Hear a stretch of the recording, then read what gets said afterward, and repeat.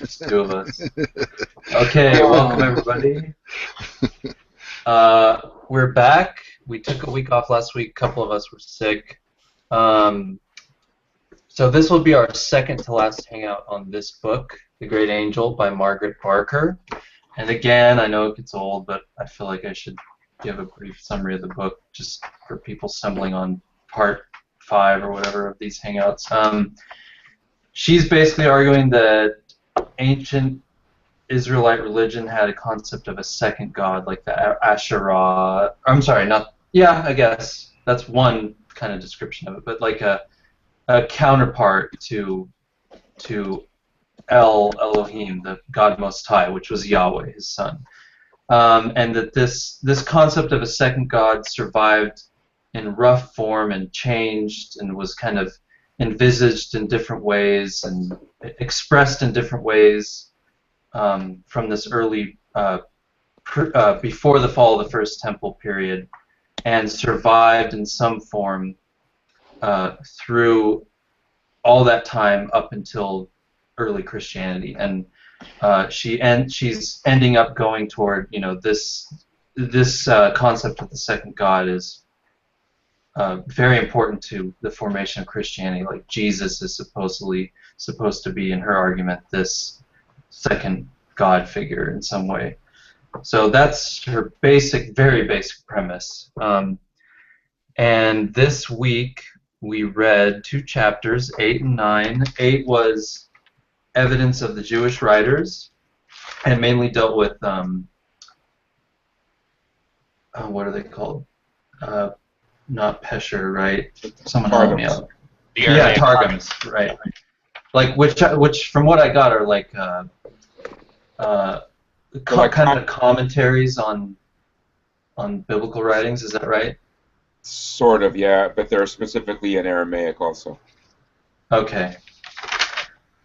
So that was 8, and then 9 was evidence of the Gnostics, which obviously dealt with Gnostic mythology and theology, and what she's been doing with all these chapters, as you guys know, is kind of showing at all these different stages and amongst all these different groups and forms of writing, some conception of this second God concept. So anyway, as is tradition, what do you guys think, if anything, of this chunk of reading?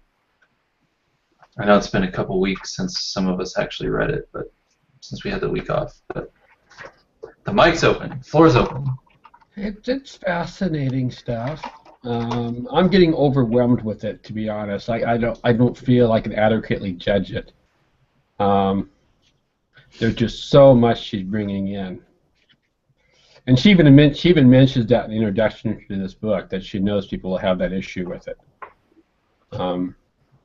But yeah, I can't really tell how much of it is stuff that's really good observations and how much of it is just tenuous crackpottery. I can't tell, whether there's a line there or where it is.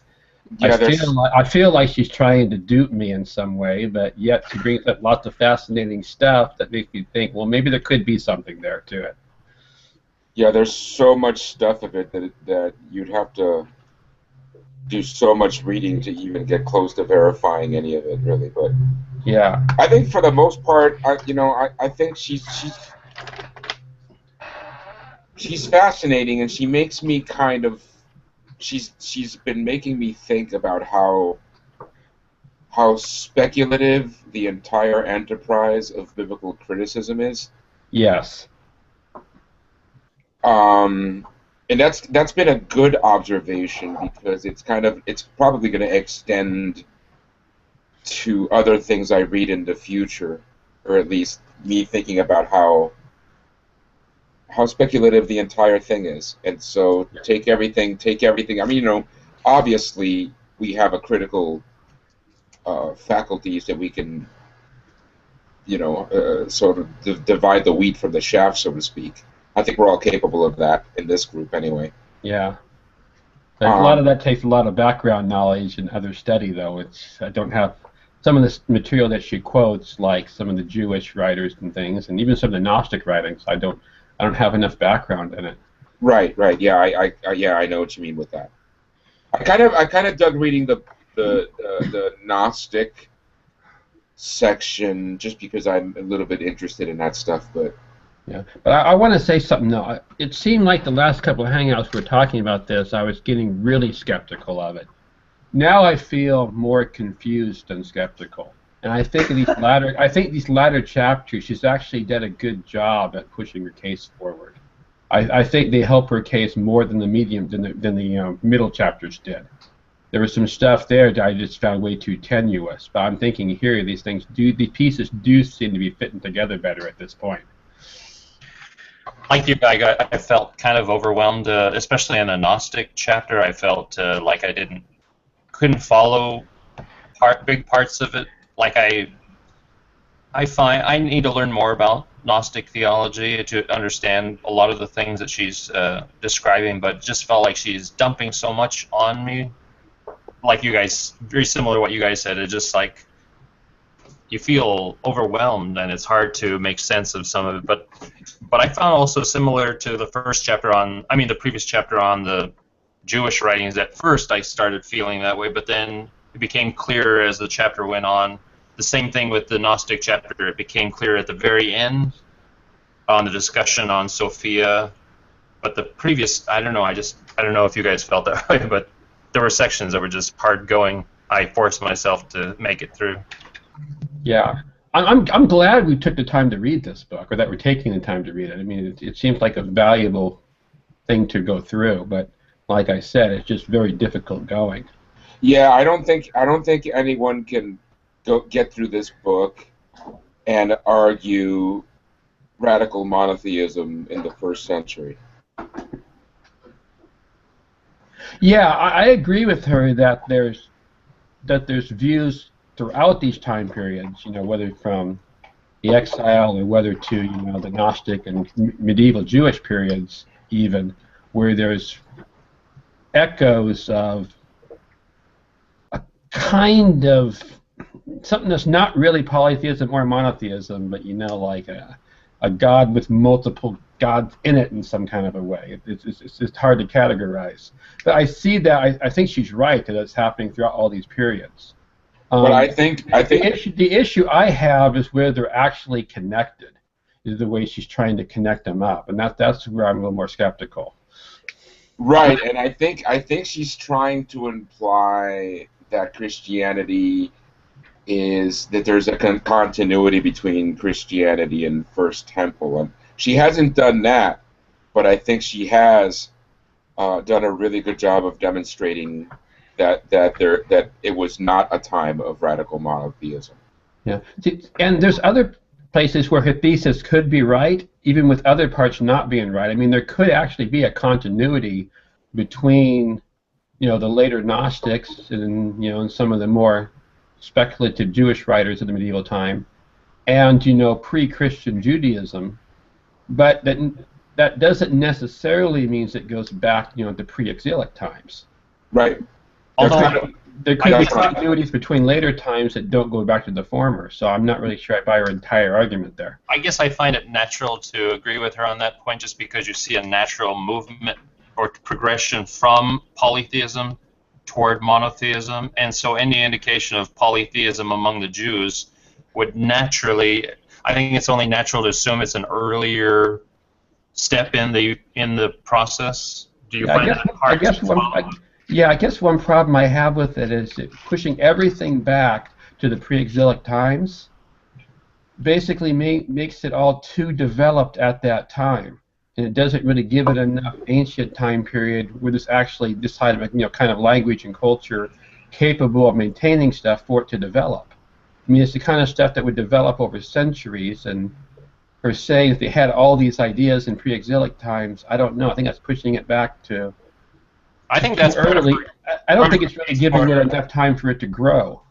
I guess because I just went back to, I realized that I didn't have a chance to read one chapter on the Old Testament, which was an earlier chapter, so I was starting to reread that, and I realized that at the beginning of that chapter, she starts to make the case that Christian theology, the standard understanding of the way theology grew, Christian theology grew, it doesn't account for the development that you're talking about, a development of the deity of Christ, and that's such a complex weave of doctrine that would take time to develop. And she's saying the traditional idea is that suddenly they come up with this idea about Christ out of nowhere, and she's saying it did take time and development, and it did come from an already established place. So in other words, she's accounting for that development that the standard view doesn't, if you follow me. Yeah, I see that. Is she saying that there's centuries of development that we don't have records of prior to the pre-exilic period, or prior to the First Temple?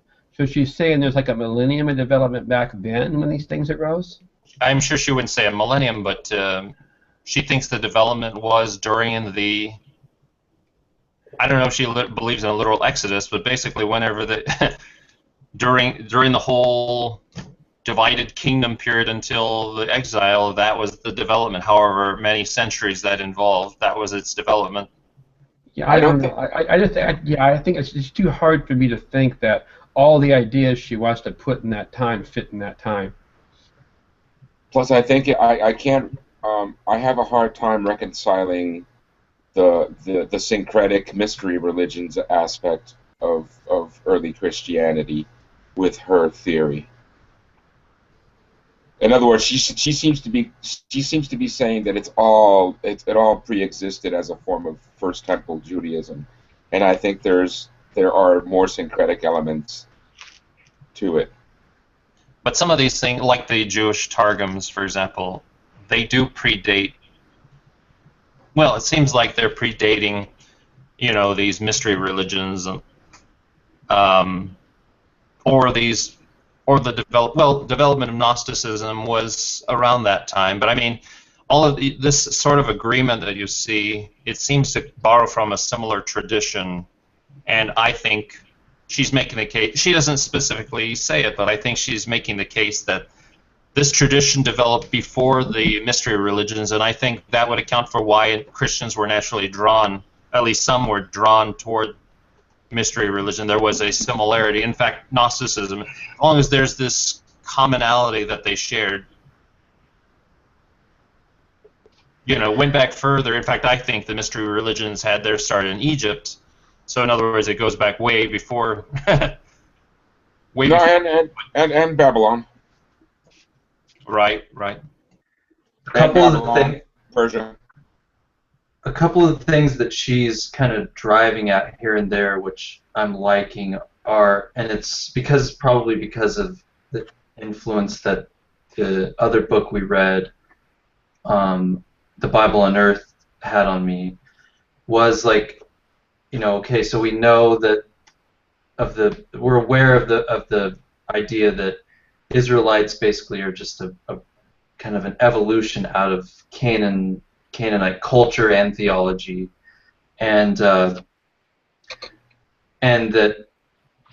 maybe in the north, probably I think in Israel, the northern kingdom, they probably were at that, say, maybe 100 or 200 years before the fall of the temple in the mid-7th century, probably were basically still very close to Canaanites in regards to their theology. I mean, we know they had Dan and Bethel, the shrines there with worshiping the golden calf or the pole or whatever it was. So, and they had the high places still, obviously, because that getting rid of all that stuff was a preoccupation of the reforms. So I think there was still a very close connection to what was traditional quote-unquote Canaanite theology there. And then she's also driving at, it seems like she's harping on the fact that it was the return of these people who were in exile that had kind of imported this new conception in a way. Like she's saying the reformers kind of started it off with the Yahweh centrism and Jerusalem centrism, centered around the temple cult. and it's just a progression as the exiled people come back, and this kind of gets crystallized. And then she mentioned a couple of times too the during that time when the temple was destroyed and the aftermath and all that, a lot of Jews fled down into Egypt. I'm sorry, maybe that was the northern kingdom, or maybe both. But anyway, Jews were fleeing down into Egypt, and maybe they kept that older form of Israelite religion going on through that time. And that this reform type of Yahweh-centric type of Judaism was mainly kind of centered around Palestine. She's hinted at these things a couple times. So to me, like, those couple hints are really giving me kind of a different conception of like how Israelite religion evolved and how it changed throughout all these different events, specifically the fall of the temple and the reform and all that. And that mainly this alternative form of Judaism with this second God concept may have really survived in Egypt, you know. You know, she mentioned that. Well, she mentioned that in connection with the Gnostics, for example. She mentioned that Gnosticism might have come from the Jews that fled down to Egypt. So that idea that they didn't go to Babylon and then were influenced by the development of the religion there in Babylon that took place. But I kind of saw that also in her chapter, the previous chapter, dealing with the difference between the Babylonian Targums and the Palestinian Targums. Exactly. As an example of that too, that they didn't go to Babylon, so they weren't part of that tradition. So they retained their previous theology. It seems to follow in my mind. I buy into that. Yeah, I just see a lot of her things really meshing well with some of the stuff, like I said, we read in the Bible Unearthed. So that part of it, at least, seems very plausible to me. And yeah, I still have doubts, like some doubts in regards to what Wayne's described, like whether or not there's really a solid thread linking all this stuff together, or whether or not it's like just kind of different movements, if you will, kind of rediscovering or some of this oddball stuff in the Old Testament writings, you know. But I could go either way on that. I am, to be honest, kind of leaning in her direction, but I'm not totally sold on it. But she brings up a lot of fascinating stuff that requires some kind of explanation, even if she doesn't have the right one ultimately. Anyway, that's my thoughts so far. I wonder if she would agree with what you just said about drawing on Silberman and Finkelstein about, you know, if they're Canaanites, it looks like possibly their religion was Canaanite altogether until the Reform. And if that's the case, I wonder if Margaret Barker would agree with the idea that the only thing that changed almost is the name Baal to Jehovah or Yahweh. It almost seemed like, aside from that, what did change? Well, the high places, the shrines all throughout the land were done away with. And no, I mean but that was done away with during the Reform. I'm saying from the way she's describing the first temple period, the first temple theology, it seems like she's describing Canaanite theology when they had high places, you know, when they had human sacrifice, when they had, you know, when they worshipped, you know, the Baals and Dan and Ethel and Dan. I just more and more it's looking like, what's the difference in this stage before the Reform? What's the difference between their religion and the Canaanite religion? Yeah, exactly. She's definitely explicitly linking First Temple theology before the time of the Reform, so before Josiah's reign, and maybe even a couple kings before that, to this second God concept that's going all the way toward the beginnings of Christianity. She's definitely linking those. So yeah, that's a good question. Like, what did Israelite religion look like, or Jewish religion look like before the Reforms? So we know it had a temple, but she's arguing, you know, this second God concept was totally in effect, you know, before the Reforms, even in Judea at the temple.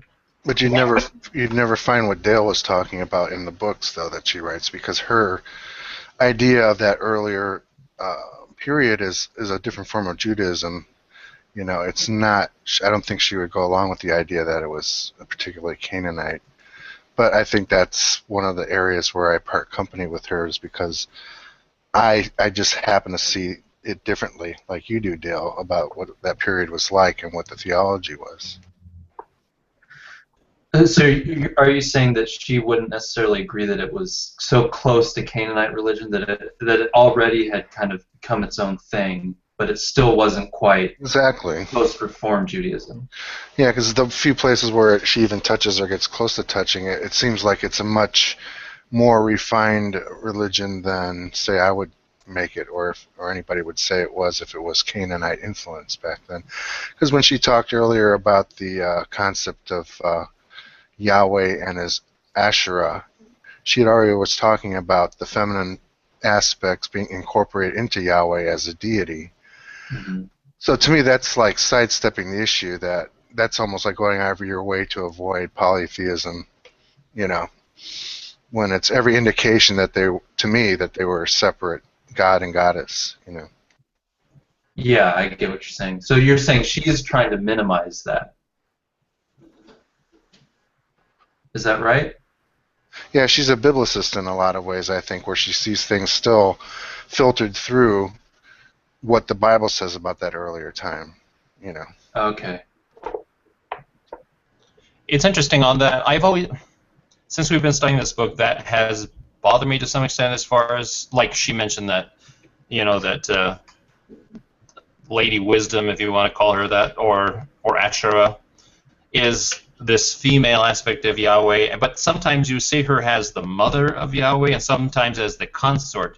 And I'm wondering is that her attempt, as you say, to because she's afraid to go full Canaanite on us in a sense, or is that her just what she sees, that this isn't a consistent theology, but we have such a variety of ways that wisdom was portrayed. Her relationship to Yahweh is portrayed in different ways. Because I don't know where it comes from. I partially bring that up because I had left a comment maybe a week ago or something or two on Facebook, the Facebook group, about the connection between the Holy Spirit and Yahweh, or the Holy Spirit and wisdom, okay, because she's equating them, all right? And then I thought, so if she's saying that Jesus is wisdom, right, but the female aspect, because I know she's not just saying that. We see that in this all kinds of Christian literature, early Christian literature. So if Jesus is wisdom, then he's also the Holy Spirit, or the Holy Spirit then is his feminine side in a sense. But then I see other texts like this chapter in the Gnosticism that make it look like wisdom is the mother of Jesus' mother at times, and you know, the mother of Yahweh. And like you said early on, she's often the consort. So I get the feeling like we don't have a consistent theology there. Like different sources are giving us different traditions, you know. Or it could be she's like reading back of her concepts into the past, where we know there's a lot of syncretism, so a lot of deities can take on the same aspects and become interchangeable, even if they're male or female, for instance. And then she's projecting that same later concept onto the early forms of Yahweh worship, so she sees a continuity there, which may just be an imposition of her own biases. Yeah, that's what Dale and I said about two meetings ago. She seems to be taking all the attributes of Jesus and trying to, you know, find all the places in the literature which she can match up to it. I think I suspect, I don't know this, you know, but I think Dale may have been right when he said that. By the way, I'm noticing on the bottom of page 184, I highlighted this one paragraph which indicates that she sees a variety of.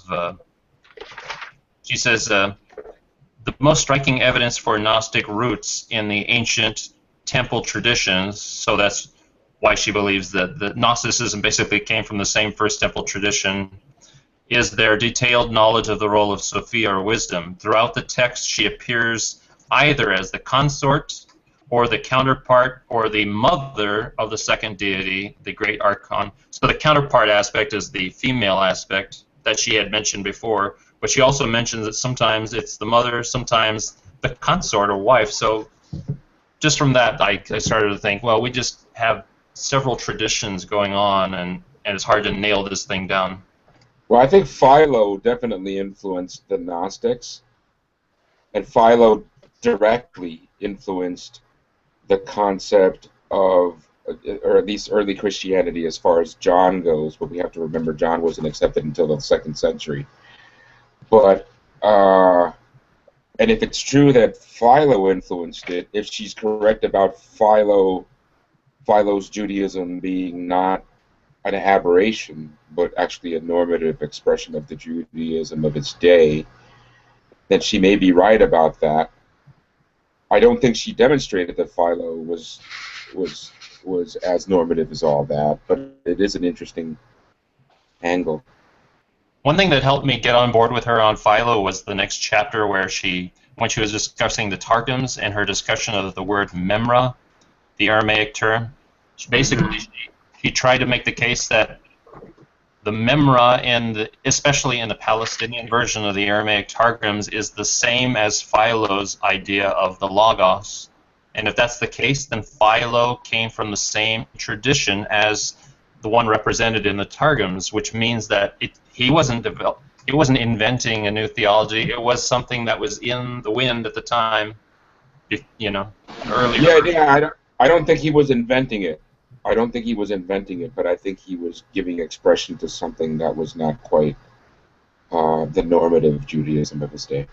Clarify for me what century the Targums are from.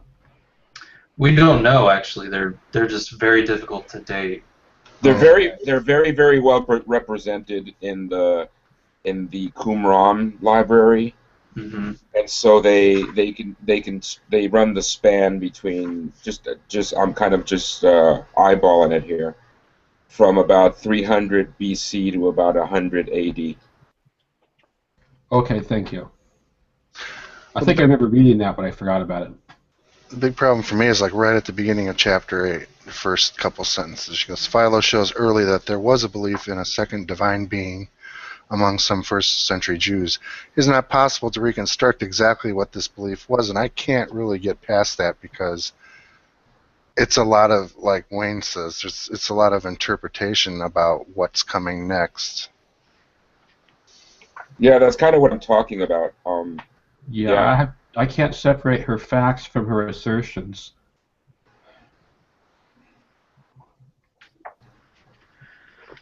Do you guys want to start going through the chapters? That would be good. Okay. So chapter 8, and that was a good segue too. Evidence of the Jewish writers, and again, this is like we've been talking about, mainly dealing with the Targums.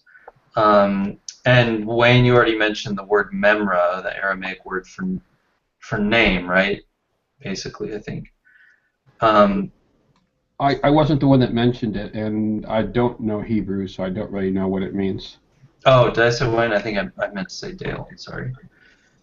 Anyway, it was like mainly like Logos. It was equivalent to. Yeah, before She asserts that. Can we verify that? Before we continue, I'll have to stress that the Targums are specifically in Aramaic.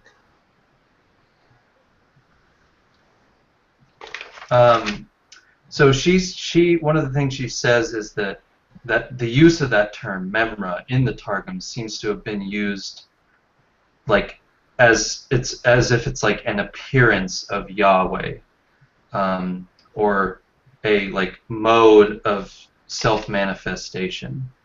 That was one of the things I clued in on, because we've got the different lines of the Targums, right? We've got, I guess, the Palestinian ones and then the Babylonian ones, is that right? Or Egyptian ones? I forget the other one.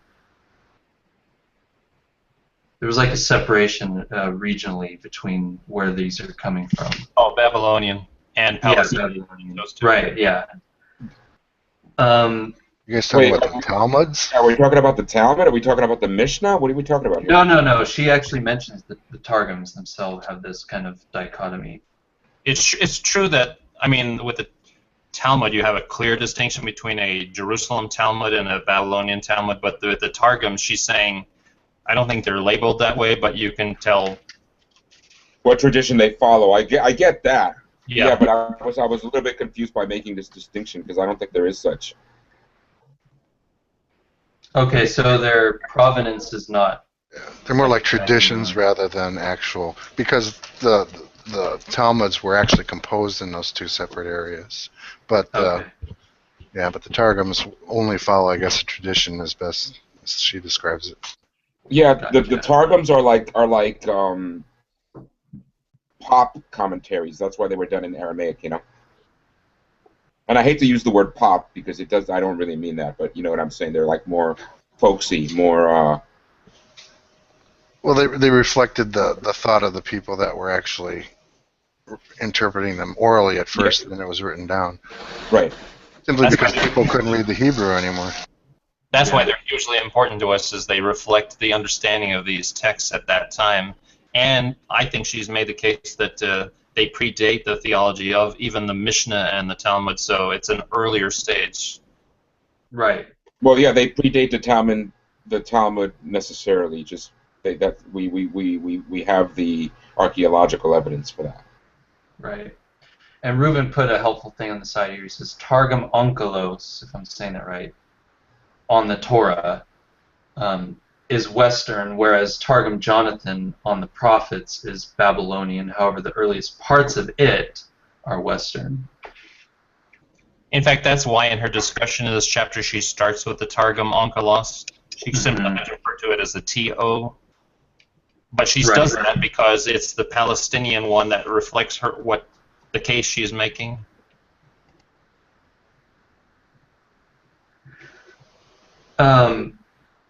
One of the other things she points out is some scholarship has said that the use of that term memra is really just meant to be. It's really just when it's used in regard to like the memra of Yahweh or whatever. It's really just a personification of Yahweh. And then some also more as like a separate person, actually. Or as a substitute for the divine name in some cases too. Because, even at that time, don't utter that name. So. Well, it's kind of like John said. It's like Hashem, which is still in use today. Right, exactly. Just kind of a fill-in. So it's playing different roles in these targums. Seems like. And then there was one thing I wanted to read in the middle of 137 that I marked out. Let me find it. Sorry, guys. Quote, middle of 137. Yeah, okay, so this is a quote from J.W. Etheridge in the preface to the first volume of his translation of the Targums to the Pentateuch. This is from 1862. He wrote, "In reading only the Targum of Onkelos on the Pentateuch, I have made a memorandum of more than 150 places where the Memra de Yeya is which I guess name of Yahweh, whatever, is spoken of in one way or another. And with the facts before us, which I have stated above, it seems, I repeat, impossible to restrict the signification of the epithet in question to a mere figurative personification, and not perceive that St. John, when he wrote the first verses of his gospel, communicated to the Gentile churches a mystery of the truth which had long been held sacred by the ancient people of God." So I thought that was an interesting quote from a much earlier scholar who's kind of seeing it her way too, at least in the use of that term in the Targums. So not merely a figurative personification, basically. Basically, even if she didn't make the case that all this was the theology of the first temple, I would still say that like this quote, for example, and the whole discussion of Memra and Logos and Philo and others, it convinces me that there was a tradition before Christianity that they drew on, an active Jewish theology that some had, that the Christians picked up and ran with. In other words, they, like the Logos in John 1, he's saying, it drew on an already existing idea of the Logos and identified Jesus as that, So it's a theology they didn't develop themselves. They took it from a certain group of Judaism. Yeah, I would agree with that, but I would also, there's a syncretic element in there with the mystery religions is the only thing I would add. But yeah, I hear what you're saying.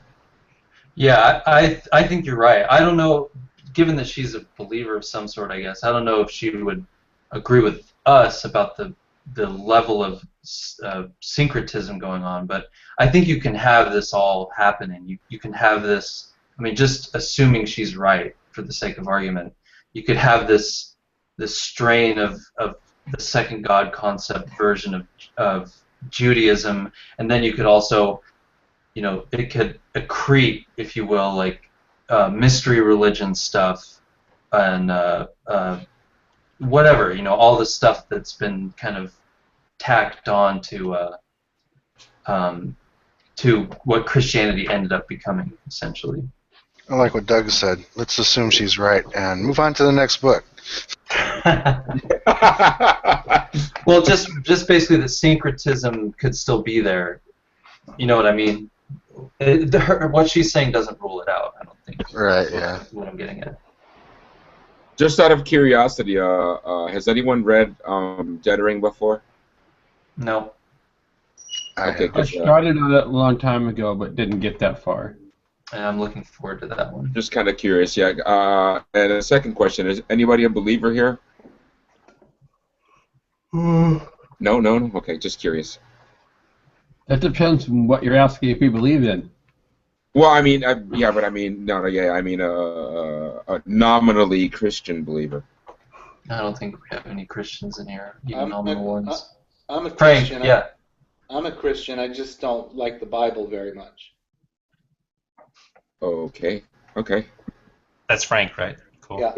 Yeah. Yeah. So one of the John's a Christian. No, he's not. Oh, no? Okay. He's a Jedi. He's a Jedi. One of the things she's trying to establish in this chapter is, again, it focuses on this term memra. Like, how exactly were these Jewish writers using this term? Was it meant as like a replacement, like a Hashem, so that you don't utter the divine name, or was it really describing this second God figure? And she's trying to make the case for that throughout this chapter. And there was one other thing I wanted to quickly read too. Last paragraph on page 140, in the middle. Well, I'll get to the second part.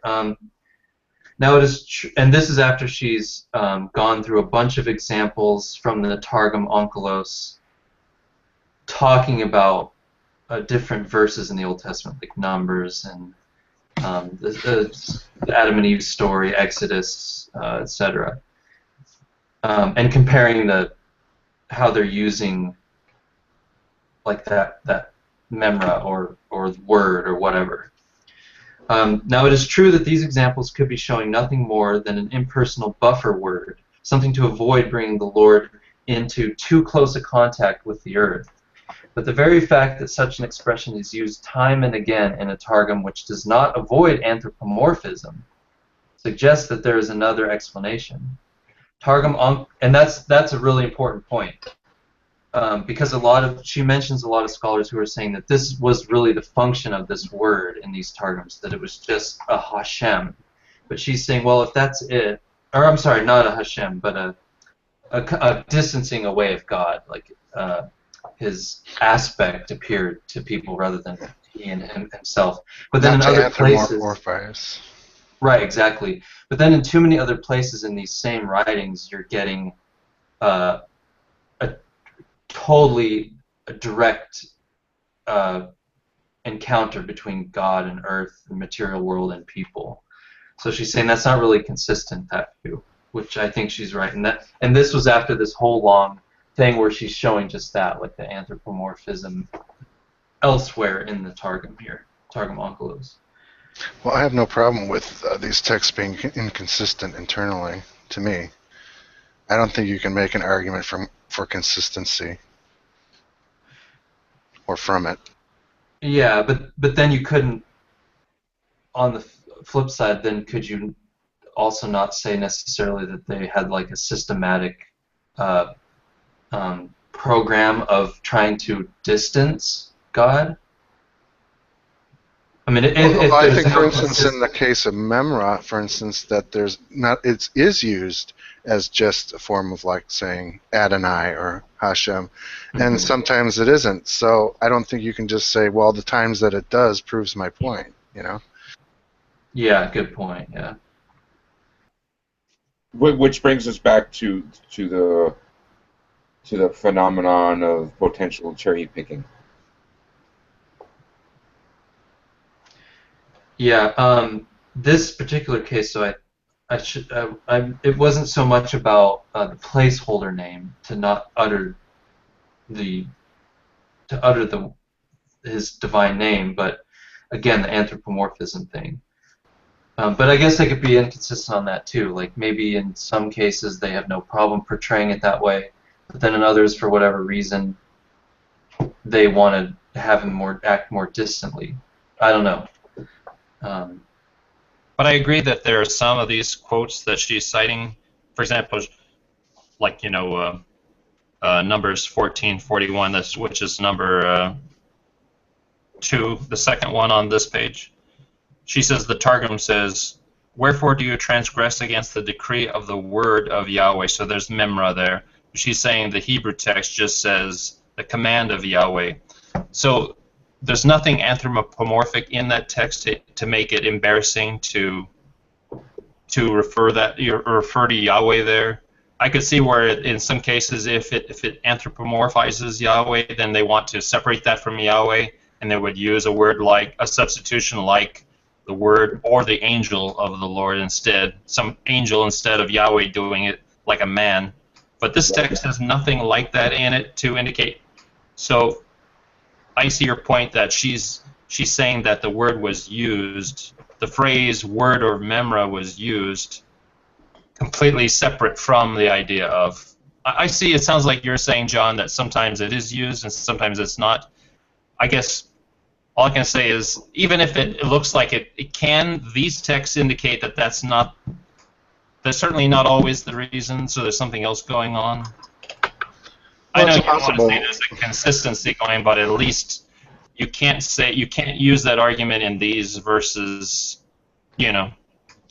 Well, we know that almost consistently at every point, say in the Old Testament, that they substituted the vowels of Adonai with the consonants of Yahweh. So, that was across the board consistent. They always did that once they decided that that was what they should do for whatever reason. So why not just say that these people are always doing it in the Targums for the same reasons, basically? I guess it would make sense if that was the reason, then they would just substitute, like you say, either Adonai or Elohim for the divine name. But in this case, the substitute of the word memra is a unique thing that's done every once in a while. The question is, why that? That's an unusual, like, what's going on there?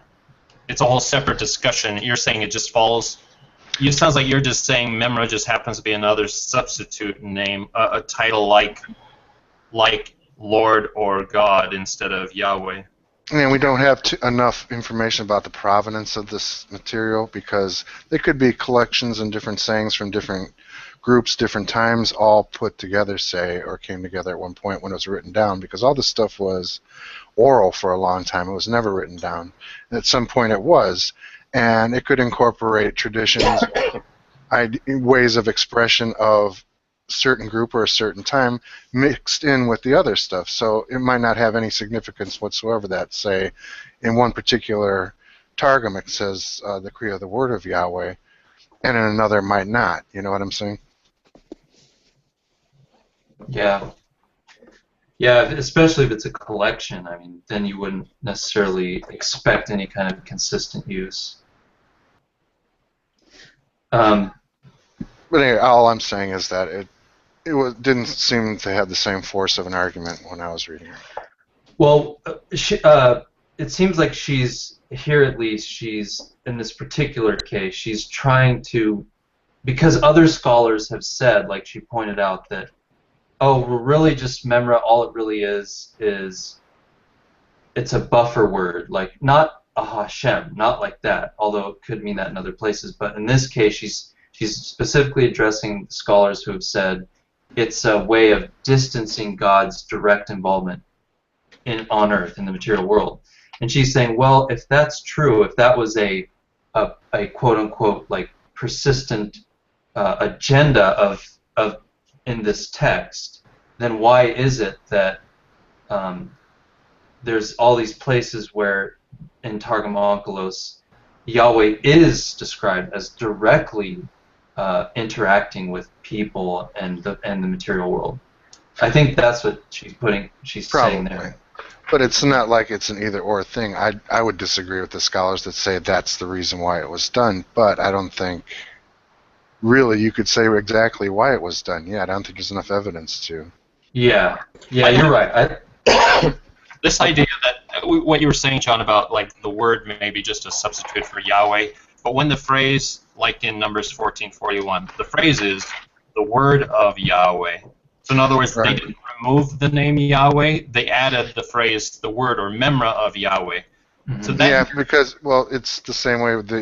They might have had different motivations or different way of dealing with some of the same things. So maybe it was cool for them to say it, the name of God, but they had to throw in a little bit of spin to it for some reason. And that just happens to be their particular group or their A buffer, yeah, that's what she's saying. These other scholars are saying it's a buffer word. So it's not Yahweh directly, it's some intermediate thing between Yahweh and whatever the subject is. it seems to me to just follow the same pattern that she's made the case for of the angel of Yahweh equals Yahweh. And in this case, we see also the word of Yahweh equals Yahweh. Yeah, I know she's trying to make that parallel. I think the key thing in there, which you've skipped over when you've been reading that verse, is just the decree of the word of Yahweh. And the fact that word also means decree, but yet both of those are included. So we have the idea that memra there is a circumlocution for Yahweh, but in this case it can't be because Yahweh's there. But it also can't be a circumlocution for decree or Bible and stuff because that's also there. Yeah. We were cut off both from the high circumlocution and the lower one. But I think you can also have the word of Yahweh as something akin to a philonic emanation that is not itself a second God. It could just be that aspect of Yahweh which decrees, which speaks, his word, that aspect of God when he's commanding. That's where this where I all go gets with it. really slippery for me. Like, Yeah. And just that doesn't how necessarily. separate is Yeah. this concept?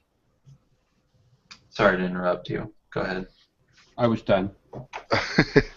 Well, I just wanted to say that it's not a slam dunk as far as I'm concerned with that saying, because it could just be. It's almost like a lot of times in the Bible where two things sound different, but they're actually just restating the same thing. Mm-hmm. The command and the word of Yahweh, you could almost read it. It's necessarily speculative, but hers she's got a great mind for putting these things together. Whether she's right about that or not. Yeah, that's the value of it to me. We don't have the evidence. Yeah, I'd really like to hear what Silberman and Finkelstein would say if we asked them their opinion of Margaret Barker's books. Yeah, it'd be interesting. Yeah, I'd love to hear that. Actually, I wonder if they've touched on it. Have to search online and see if we can find anything. There was one other thing that I wanted to read too. This is in the middle of the large paragraph in the middle of page 144.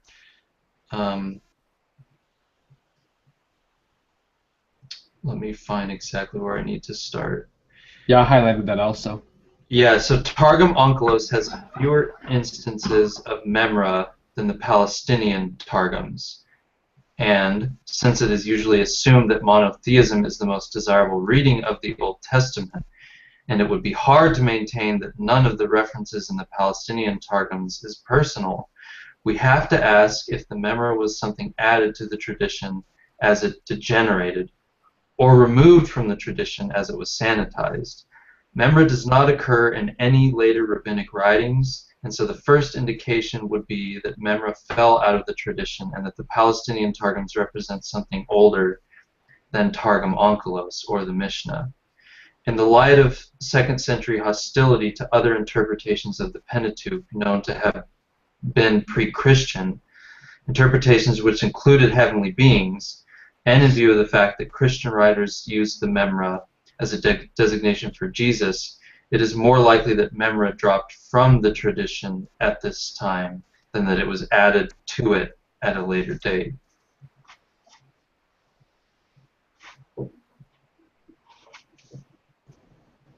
I also highlighted that, and I totally follow her on that. I don't see any problem with that reasoning. That's basically where she's going with this, I think, kind of in a nutshell. And just saying, well, look at the differences between these two, what would you call them, traditions of Targums? I don't know.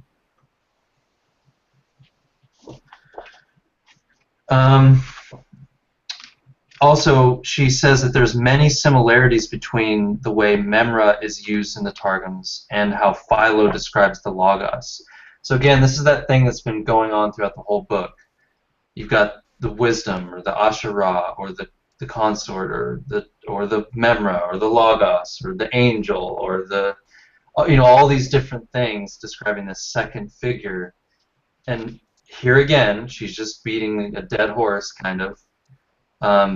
Again, you're getting the similarities with how this thing, whatever it's being called from these different writings, again, it's playing a suite of similar roles and similar characteristics, which I thought, again, was interesting.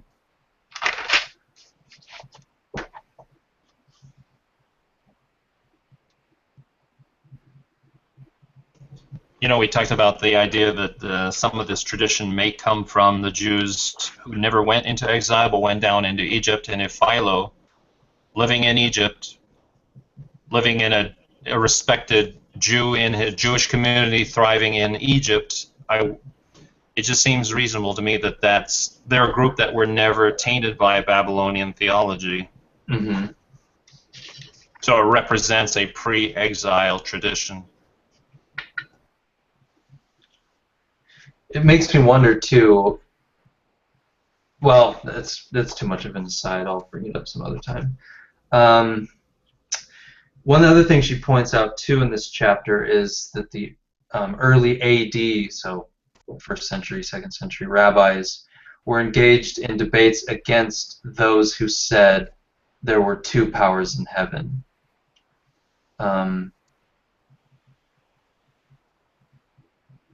I guess I just pointed that out because it's interesting that there's, you know, debate going on at that early stage. Early 1st century rabbis were arguing against this this two powers in heaven idea. And she argues that she thinks that a lot of these the people that the rabbis are arguing against, in a lot of the cases, maybe all of them, she hints were probably the early Christians. When there maybe at that time wasn't actually a super clear line between Judaism and Christianity. Well, except I don't think the term rabbi wasn't being used that early. I think the first instance of the word rabbi doesn't occur till later, till the New Testament at least. Yeah, Rabbah, when did that come about? I don't know when the earliest usage was, but these early figures, whatever their title would have been, She mentions a few, and I forgot to write them down, but there was one in particular that she quotes from some of his writings, where he's talking about how some people say that this passage means that there's two powers. I'm paraphrasing really badly, but and then he'll go on and say, well, actually, that's not what it means. It's just referring to this, something like that. I forget which one. Rabbi Ishmael was one. No, I'm sorry, that's not right. That's from 3rd Enoch. Rabbi Edie. Anyway, she mentions a few of these guys. Are you talking about the top of 143? Rabbi Eliezer? Possibly that's it, yeah. I'm just looking for that. I'm just looking for rabbis in the text right now and seeing if... But these are citations of the Mishnah, though, and the Talmud, right? I'm not sure. I guess they would be, right? Because well, that's what I'm saying. A collection of... They'd have to be, they'd have to be products. If they're starting to be called Rabbi Eliezer, these are characters from the Talmud. Okay, here's another one. Rabbi Simeon ben Yochai.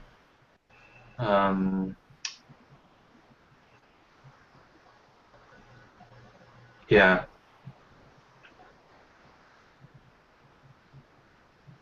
By the way, Leon, I've heard just what you said about the use of the term rabbi. I've heard Dr. Price say that several times too, that it's anachronistic to use it in the Gospels for Jesus to be called rabbi when they weren't called that at that time. But I don't know this is a fact, but if the Targums predate the time of Jesus of the 1st century, if they do, that is, then I question that view, because as far as I can see, the term rabbi is used frequently in the Targums. Reuven, do you have a comment on that? Reuven, we need your wisdom. None of the references to rabbi would be pre-Jesus. Yeah, that's what I'm thinking too, and therefore the Targums are parallel. The Targums that include the terms. Actually, this is a really good question that we should jot down and research. The Targums that specifically refer to rabbis, we need to date those in order to either confirm or refute this idea. Yeah, and that's the other point Reuven raises about the office of rabbi. That wouldn't even have been a thing until after the fall of the temple, right? Because before that you just had priests. Well, that's kind of the point I'm making. Yeah, okay. So if the Targums mention the word rabbi... The priests... See, the rabbis came from the Pharisees. The Pharisees were not necessarily rabbis in the sense of the word. They're the precursors of the rabbis, and they served kind of like a similar proto-function of being kind of like the teachers of Torah to the people. Right. A lot of people can't make the distinction between the people, the Sadducees up in the temple and the Pharisees downstairs in the hinterland. I gotcha. They didn't serve the same role. The Pharisees were teachers, whereas the Sadducees were the priests, the Levites. They took care of sacrificial stuff. They didn't give a shit about teaching the people. So they basically administered the temple system. Yes. Okay. And so, if they were being called rabbis, it suggests to me that it's later, like Reuven suggests. It's later than Jesus. It's also possible, though, that the term rabbi has been added to the text, because from what you said, Leon, and I've heard that too, and I mean, I know modern Judaism certainly reflects the theology of the Pharisees, and as opposed to the Sadducees and the Essenes. And so if we would equate rabbis with Pharisees, this theology that we're seeing described in the Targums is certainly not Pharisaic. It's not Pharisee doctrine. Right, I agree. It's another doctrine purportedly said by a rabbi. So if that's true, then this rabbi, so-called, is not a Pharisee. Right. Yeah, that's a good point. That's a really good point, actually. I hadn't thought of that. I was thinking along the lines of, if, say, like you had to refer to somebody from a long time ago, you're going to refer to them in terms that are familiar to you at the time, say you're writing it down. So he might not have been Rabbi so-and-so at the time the same way that, Heraclitus might not have been referred to as a philosopher in his day, but when he was written about later, he's a philosopher. Or Justin Martyr in his day was not a martyr. He was just nothing. He was just Justin. Just Justin. Justin of Neapolis. I think we see the same thing in the New Testament with the Gospels. The earlier manuscripts have no names on them; they're anonymous. But at a later stage, we see Gospel of Mark, Gospel of Luke, Gospel of John, and stuff. But at a later stage, we see like a Gospel of Saint Mark or Gospel of Saint Luke, where those titles get added in as a term of respect. So that is something that happens. That's a really good point, and that would explain the use of the word rabbi in the New Testament also. That's true.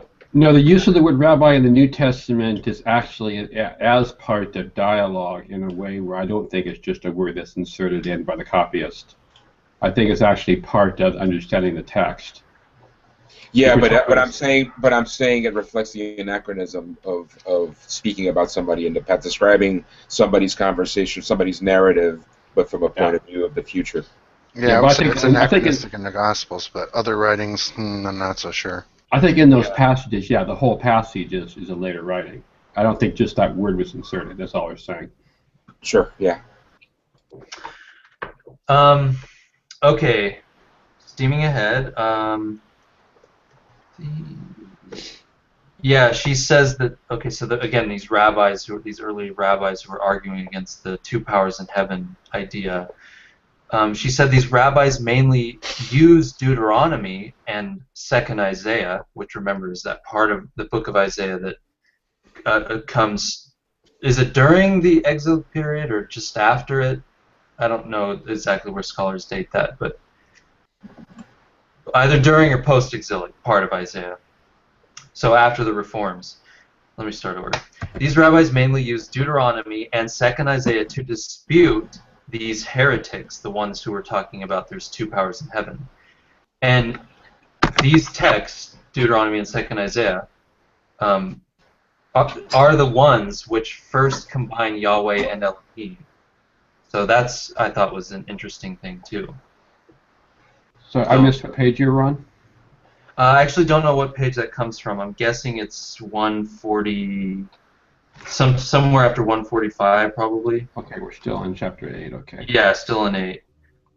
But I did think that was kind of an interesting little coincidence there, that they're using these texts to dispute whoever these people were at that time, arguing that there's two powers in heaven, and they're using Deuteronomy and 2nd Isaiah, which happen to be the two texts that are the first ones to combine Yahweh and Elohim as if they're the same figure. Yeah, you don't see people strongly asserting things unless there's really somebody else around saying or doing the opposite. Right. Yeah. People don't preach against things that other people aren't doing or against things that people don't actually believe in the first place. What's that thing that Dr. Price always says? You'll go into a bus and you'll see a "Don't spit on the floor" sign because people spit on the floor. But you'll never see a "Don't spit on the ceiling" sign because no one's spitting on the ceiling anyway. Exactly, yeah. Yeah. They didn't go to my grade school. Yeah, good point, because at mine there was little spitballs all the time at the top of the bus. Yeah, or those straws, people get the straws and shoot them up there and they're hanging all over the place. Yep. Good point, John. But I mean, the assertions of monotheism and stuff in the Old Testament, there's probably the same thing going on. They're so adamant about those assertions in a way that makes it seem like they're in the presence of people, who don't agree.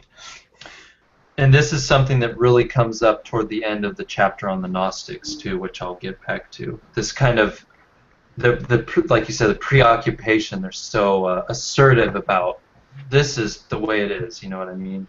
It kind of clues you in that there's probably some alternative belief out there that they're trying to argue against. But it's not always true that every assertion we find is because somebody believes the opposite. There are also a variety of assertions that are meant just as a form of praise and worship. So we have to keep those separated out. Yeah, so we've got to be careful not to just Yeah. go out crazy with that sort of thing. Good point.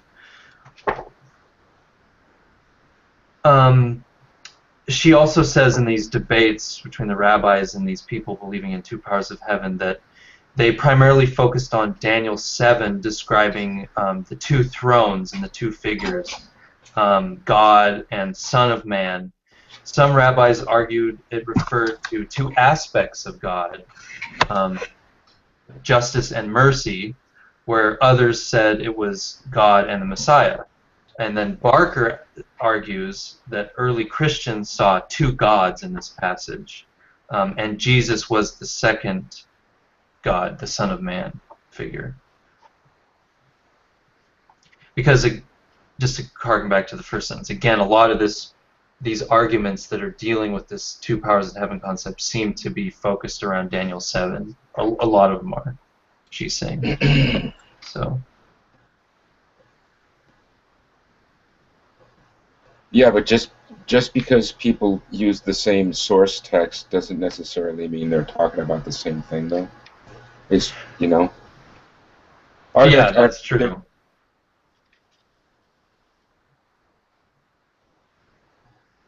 But it seems like the rabbis are upset that, in their opinion, people are misinterpreting Daniel 7. Like, there's one quote, I don't know if I can find it again, but from one of these rabbis where he's talking about these specific passages in Daniel 7 and saying, oh, it doesn't mean this is what it means, you know? Like he's arguing against people who are taking it in this other way. Specifically the way being, it's referring literally to two powers in heaven, two gods. I think at the current pace we're going, we'll be done within 3 hours. I mean, yeah, okay. Okay, one last thing for this chapter, and then we'll go to 9. And then anyone can chime in on, final statements on this chapter. Okay, so the middle paragraph on page 158, and I'm reading from where it starts, where it says the problem. The problem of the Memra, the problem of the Logos, and the problem of the two powers are all one problem, caused by our losing sight of the great angel, and by the curiously perverted refusal on the part of Christian scholars to believe the claims of the first Christians. The monotheism of rabbinic orthodoxy is not a valid basis from which to reconstruct the earliest Christian beliefs, and to accept that the Memra cannot have represented anything other than a figure of speech, because this is the assured result of Jewish scholarship, is as dubious as accepting that Son of Man was no more than a figure of speech, just because this too was the result of Jewish scholarship. I would say what's wrong with that. I think Son of Man was just a figure of speech, but we won't go there. Well, that's what the rabbis said too. Yeah, that's what the rabbis were arguing for. And she's saying no, it's not that the Christian. I know. Yeah. Okay. Yeah. I know Dr. Price thinks it should be translated more often just as like some dude. Yeah. Or guy or something. Well, not that casual, but yeah, it's just a what do you call it? An idiom. Yeah, but on the other hand, there are some scholars that he gives great weight to that totally think that it's all, a title. Mm-hmm. I think it should be considered a title. I think that's the way it's used by New Testament times. Totally. Yeah.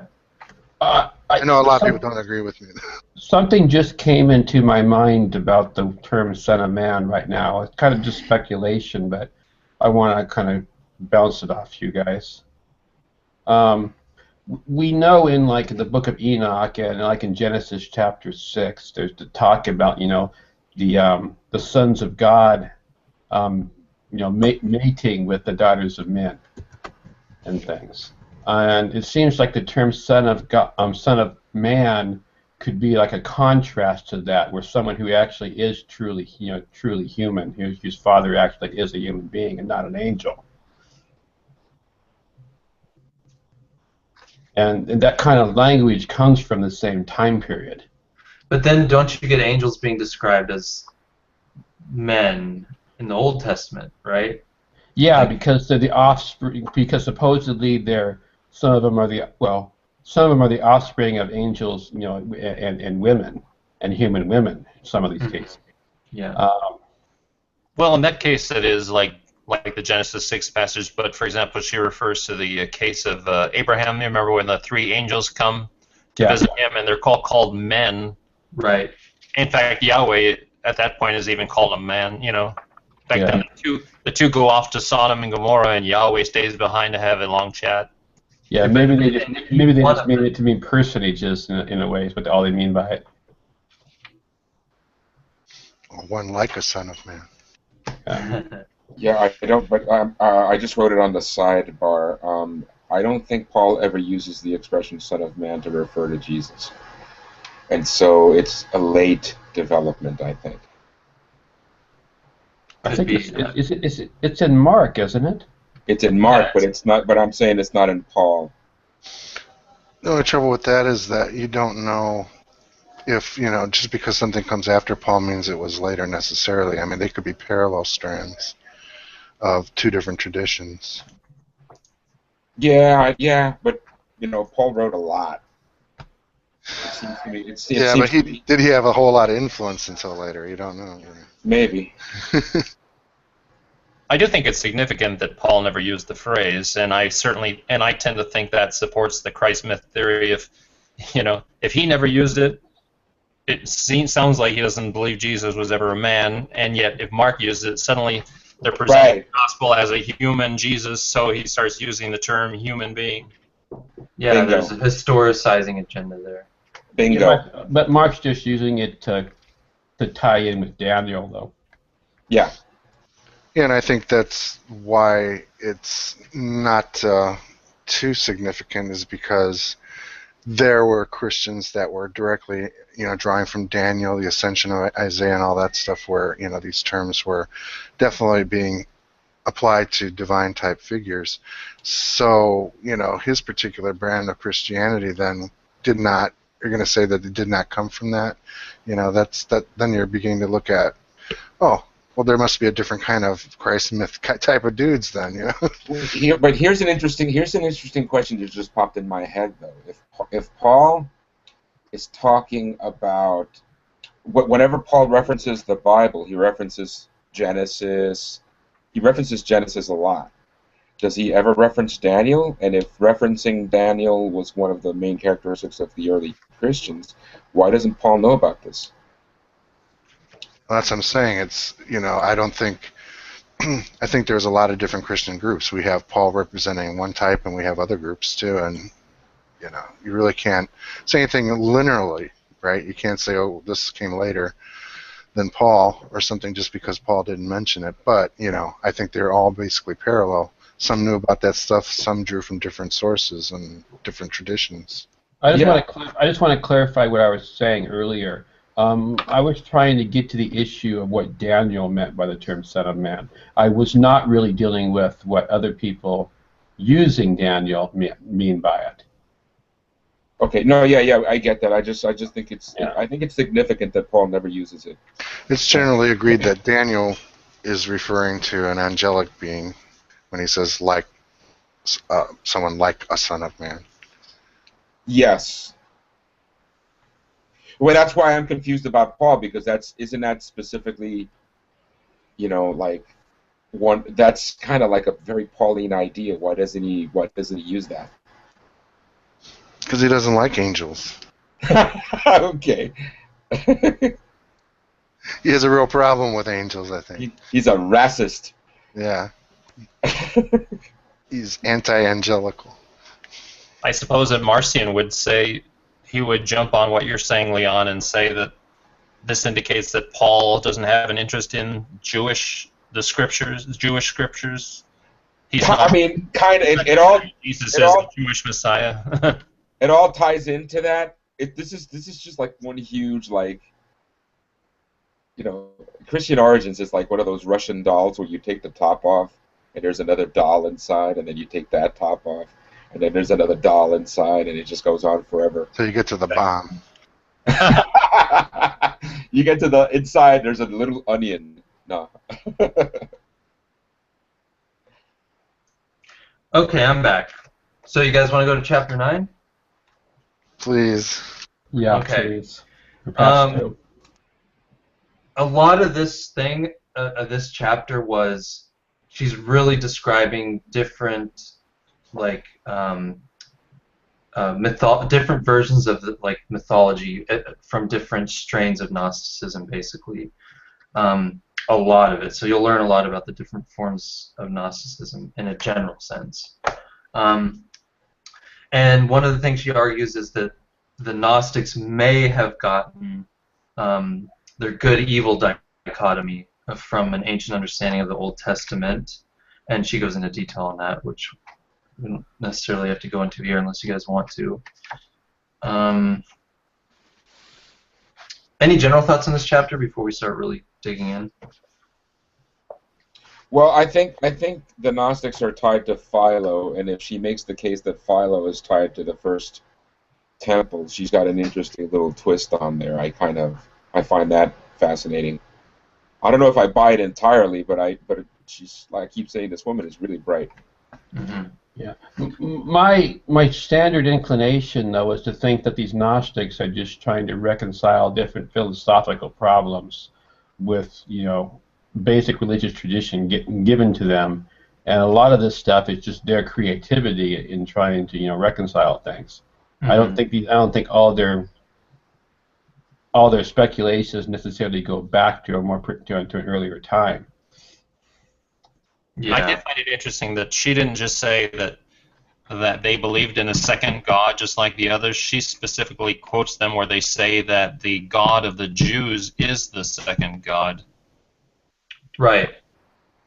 And also it's interesting to me that not all of them believed in this concept of that the second God was the evil demiurge. So this concept, because that makes me think, if they all did, then in my opinion, Paul doesn't fit that category. I mean, especially because I'm convinced that Paul believed Jesus was Jehovah. I mean, she's made the case that Christians believe that in general, but I think Paul believed it too.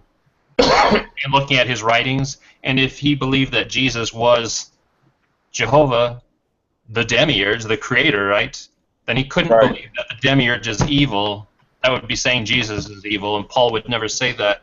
So even if you could classify Paul, like if, let's say, Dr. Price is right and he's Simon Magus, the founder of the Gnostics, if you could possibly say that as really true, I don't think he's part of the group that eventually came down as saying the demiurge is the devil, Of course, the claim that Simon Magus is the father of Gnosticism is not. That's something Irenaeus or Eusebius or someone, they always try and link everything back. All the heresies link back to this guy, right? Yeah, it's one of Irenaeus's rhetorical stylings that he uses a lot. That's the point you're trying to make, right? Yeah, but there may have been like some Simonian. I think there definitely was, right? Or could be wrong. Some Simonian version of Gnosticism, but not. I think the claim by Irenaeus that they all stem from Simon Magus. I don't know if that's necessarily true or not. But you probably know that Price thinks that that Paul was Simon Magus. Yeah. And he seems to think that, from my understanding, that Paul believed that. See, I find this doesn't seem consistent, at least to me, that the demiurge had.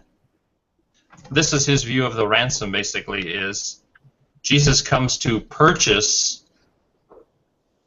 mankind who were in the clutches of the demiurge. Just like Marcionism. So if this was Paul's idea, then Paul couldn't believe Jesus was the demiurge if he's purchasing him from the demiurge, like he's rescuing them from his clutches. Yeah, but he's rescuing him from. But if he thinks, as I think, that Jesus was Jehovah and Jesus was the creator / demiurge, then he couldn't possibly have agreed with that view of the atonement. He couldn't think that Jesus is buying ransoming them from himself, or anyway, just you see my problem doesn't make any sense to me. I don't see how it could possibly be that sort of Gnostic. Right, I see where you're going. Yeah. Right, and it's perhaps like saying money is the root of all evil. That's not saying anything about the nature of evil itself, really. Yeah, one problem I'm having here, it could just be I haven't read her properly and I just got things confused. But if there's supposed to be this tradition going all the way back to the first temple of of there being the second god here, how come there's so much inconsistency on who the second god is? Whether Yahweh is the first god or the second god, and etc. I don't. If there's an actual continuity there, the continuity should kind of hold those things in place, shouldn't it? I think this concept would be as much subject to variation and expansion and alteration as any other concept in religion, though. Especially as it goes through the centuries. You know what I mean? Yeah, I get that. In fact, I agree that kind of stuff goes on. But if she's trying to say there's actually a continuity of the second God idea, I wouldn't expect there to be wide swings in who the second God is. I think that would be too fundamental, I think, to be changing all the time. Can you elaborate on that, Wayne? Because from what I'm seeing, whenever the Jews, so far from everything we've seen from the Gnostics to the Targums to Philo, anytime anybody believes in more than one God, they all say the second God is Yahweh. From what I've seen, they all say it, but you're saying sometimes he's the first God and not the second God. Where's that? Please show me. Maybe I misread that then. Because in the whole thing with with Christians, with Jesus being the Son of God and the Father being Yahweh and stuff, it switches them. With Yahweh being the first God. Well, I don't see that. I don't see that the Father is called Yahweh, but maybe you have something in mind. That is, in the New Testament, I don't see it. Though in the Old Testament, eventually they were equated, obviously. Well, not the Father, but Elohim and Yahweh. They're basically merged together in the Old Testament, the Deuteronomic reform. But yeah, she's saying the Christians held onto this previous theology of two gods, and I don't see anywhere in Christian literature where they talk in terms of the two gods. I don't see anywhere where they're saying that the Father is Yahweh. I always see Yahweh as the number two God. This makes me wonder, though, like going back to like Memra, the word of Yahweh. If the word of Yahweh is the second God, why isn't it Yahweh? Why isn't it the word of Elohim? Well, I'd like to interject in the places in the New Testament that refer to the Lord, but in the sense of God, not in the sense of Jesus, might qualify as being called Yahweh if we see that the word is Kyrios, which was the Septuagint word for Yahweh. Exactly.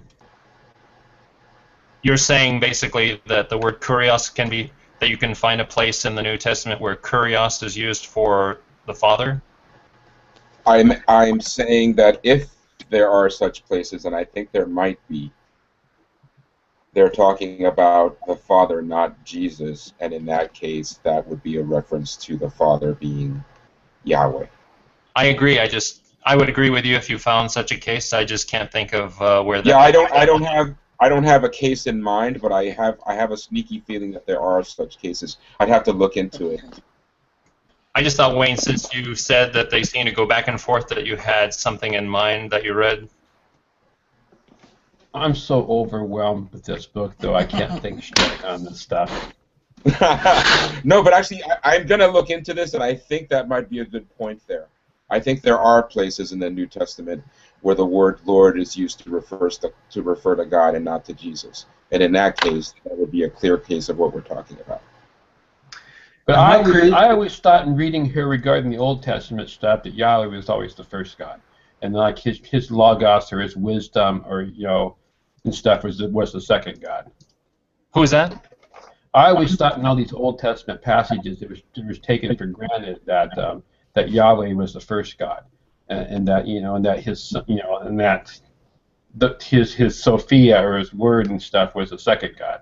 Well, certainly growing up as a Jehovah's Witness, I believed that Jehovah was always the Father, but now that she's suggesting otherwise, now I can't think of an example in the New Testament, especially where kurios has been used for the Father. But where I'm getting confused now. Hold on, I'm going to look into this a little bit. Hold on.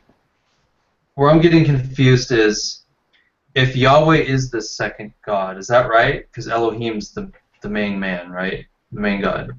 Yes, remember. Okay, so if Elohim is the main God and Yahweh is his son, the second God equals Jesus, why in the Old Testament or in these Targums where she's saying this stuff comes from this alternative vein of Judaism where there's this idea of Yahweh as being the second God rather than the main God.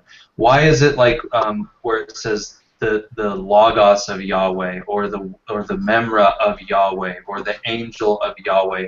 Why isn't Yahweh supposed to be that thing? Why isn't it the angel of Elohim or the word of Elohim right? Isn't Yahweh supposed to be I'm the with word? you, Doug. I'm with you, Doug. I think that's part of the problem I'm having. You see what I'm saying, Dale? I totally see that, and I had that problem from the start when she started to equate the angel of Yahweh with Yahweh. Then that would say, oh, he's the angel of some other God, meaning the Father. So if the Father is Yahweh, but she's saying, like for example, in these texts where she's comparing the Targums that use the word Memra with the Hebrew text, and she's saying, look, everywhere it says the Memra of Yahweh, it's referring to Yahweh. In the Hebrew text, they're equal. And if that's the case, then I'm open to the idea that the angel of Yahweh also means Yahweh. And I tend to think, I mentioned this once before, but anyway, as a possibility, this is kind of, in the Hebrew, it's called a construct form, but in Greek, it's a genitive, meaning usually translated of, like angel of the Lord. So the Lord is in the genitive, kuriou, meaning, the angel of the Lord. Well, that genitive or construct form in Hebrew can take different, give the different reasons why they're using it, and one of them is I used the technical phrase last time, and it's not coming to my mind, but basically almost like equating them so that it's the angel who is the Lord. Right, the angel known as Yahweh.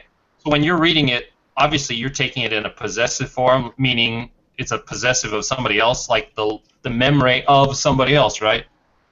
The word of the first God. I mean, that's what, obviously you're taking it as a possessive, but the genitive can refer to be like in other words, or an equating, so that it's the word who is the Lord, the word who is Yahweh, the angel who is Yahweh.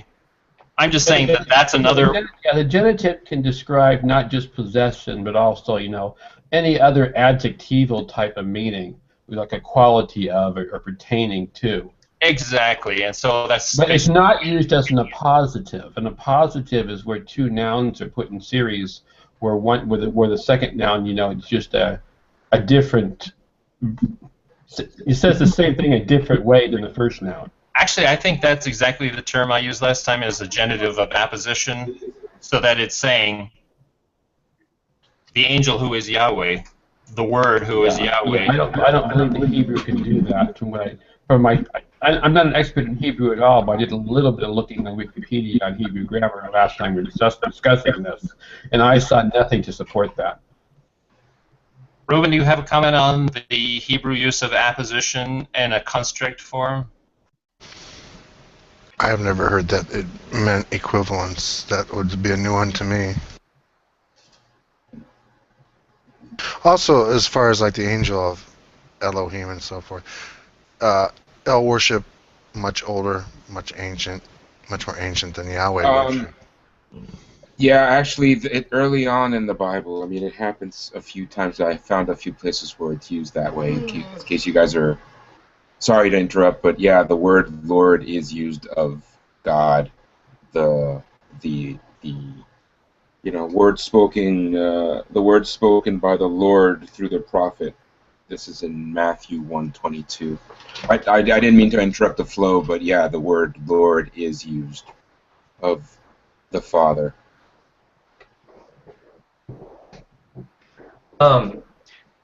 John, where were you going with what were you saying? Well, it's that because of El worship was much more ancient, and there's the Bible's not reflecting a lot of that earlier time. So it was only until like Yahweh worship came that there started to become a more where they started using circumlocutions and euphemisms and things like that. But it just wasn't used in the earlier period, But isn't an important part of her whole thesis that the retention of this El or Elohim versus Yahweh as two separate entities, that idea is what's surviving through all this time? Isn't that a central part of her thesis? So if it's the angel of Yahweh, but really she's saying Yahweh is the angel, he is the second God. Why don't those phrases read the angel of Elohim or the angel of El? Yeah. See what I'm saying? Yeah. If there is this continuity of these two gods, you would think that the two gods would always have, the same attributes. I mean, the first God throughout the continuity of time would keep some of the same attributes, and the second God would keep some of the same attributes. And I really have to go back through her book and start jotting things down in a more systematic way to see if she's actually keeping things the same. Like the second God is usually seen as a creator, especially in the Gnostic texts and stuff. But is that the case in the older texts also, or I guess it talks about wisdom being at creation. I mean, so that's true there, but yeah, keeping track of all her citations would be a Herculean task. I just want to just keep track of how she's describing her first and second God in these different time periods, and whether the attributes are staying on the same side. You put the first God stuff in one column, the second God stuff in the second column. Are these attributes all staying in their respective columns over time? Right. By the way, Leon, I want to go back to what you just said about the quote in was it Matthew 1? The one I cited was Matthew 1:22, but there are a few others. Yeah, I just want to make the comment. I don't see how really that proves anything because it's citing Yahweh, right? Right. All right. We already said that the New Testament uses the term Lord for Yahweh. All right. Right. Yahweh is Jesus. He's not God. He's not the Father, according to Margaret Barker. So we're looking for a case where the word Lord is applied to the Father, not to Yahweh. So you just found a case where it said applied to Yahweh, but not to the Father. Yeah, but in the context, it's people referring to something that Jesus did, and then saying, "Oh, it's just like the Lord said in Scripture." In other words, they're not talking about Jesus; they're talking about God. Which passage is this again? Matthew 1. Matthew 1:22. Hold on, I got a little list here. Hold on. So those people would be referring to Yahweh, right? The Lord. Yeah, they're referring to Yahweh. But Jesus is supposed to be Yahweh, right? Right, but not in the context of. They're talking about God. They're referring to Jesus, but they're talking about God writing the Scriptures. Right. I see what you're saying, that the Lord had said through the prophet. In other words, this isn't talking about Jesus. Right. This is not talking about Jesus. This is referring to the author of Torah. Right. But the author of Torah, they would all. I see what you're saying, but the author of Torah, everyone would agree, is Yahweh. And if Jesus is Yahweh, he may not in that specific context be called Yahweh. He may be distinguished from the God who gave the law and gave that text. But again, all you're proving is that you could be trying to prove by that text that Jesus is not Yahweh, but you're not proving that the word Lord was ever used for the Father, which is what we agreed we would look for an example of. Yeah, but I mean, I guess what I'm saying, I find a problem with, how do I phrase this? I find a problem with if there is a distinction between Lord and Jesus. And yeah, I know that Jesus is supposed to be Lord, but if there is an explicit distinction between these two terms in the New Testament, sure, I realize that Barker is saying that Jesus is Yahweh. Do you also believe that Paul quotes texts I also Yahweh think, and applies them to Jesus? In other words, Paul believes Yahweh is Jesus. hold on. Well, No, these are all in the Gospels. I think you're right about that. It's all of these are in the Gospels. Hold on. Looking. Yeah, they're all in the Gospels. I don't see anything in Paul. By the way, I don't see anybody in the Gospels speaking about the human Jesus as Yahweh per se, but to say that he and his heavenly, I mean, maybe I'm going too far to say, make that sort of distinction that the heavenly Christ is Yahweh. And yeah, but when Paul says Lord, he means Jesus. I agree with that. Okay. But can you think of a... Do you see why I don't want to accept that text and that type of text? Because I'm sure you can find many of them. Yeah, Lord, I'm looking at a whole list here. Father. I'm looking at a whole list here. Well, I don't think any, because if we're separating the great angel from Jesus, and Jesus is supposed to be the great angel, that's the problem I see. Any use of the word Lord in terms of quoting a scripture from the Old Testament, I don't think can be allowed, because it was assumed that Yahweh is the one that gave, he's the one that gave the law. He's the one that spoke to the prophets. It was Yahweh, who Christians believe was Jehovah. And so I'm saying it'd be interesting if you could ever find a text that spoke of the Father. Actually, yeah. Why don't you guys? Did Jesus ever? Why don't you guys continue the chapter, and you guys continue the chapter, and I'll look into this a little bit. All right. If Jesus ever spoke to the Father in prayer and called him Lord, that would be interesting. I'll look into this. Okay, there's Lord one in thing. heaven, or our Father in heaven. It says it's right. Yeah. Hallowed be thy name. Yeah, you're right. It doesn't. There's one thing I wanted to read on page 166, the bottom paragraph. And she's talking about, right before this, the reforms and the reforming exiles and returning to Jerusalem, and whether people accepted what they imported. Anyway, in the first place, many will have left their homeland and gone to live in the diaspora. There they will have found themselves, as did Philo some centuries later, in the midst of another culture, and their own beliefs will not have been kept free of other influences. Anything we detect in later texts will not reflect the original beliefs of the dispossessed, but rather the way in which the basic materials were used to cope with their new situation.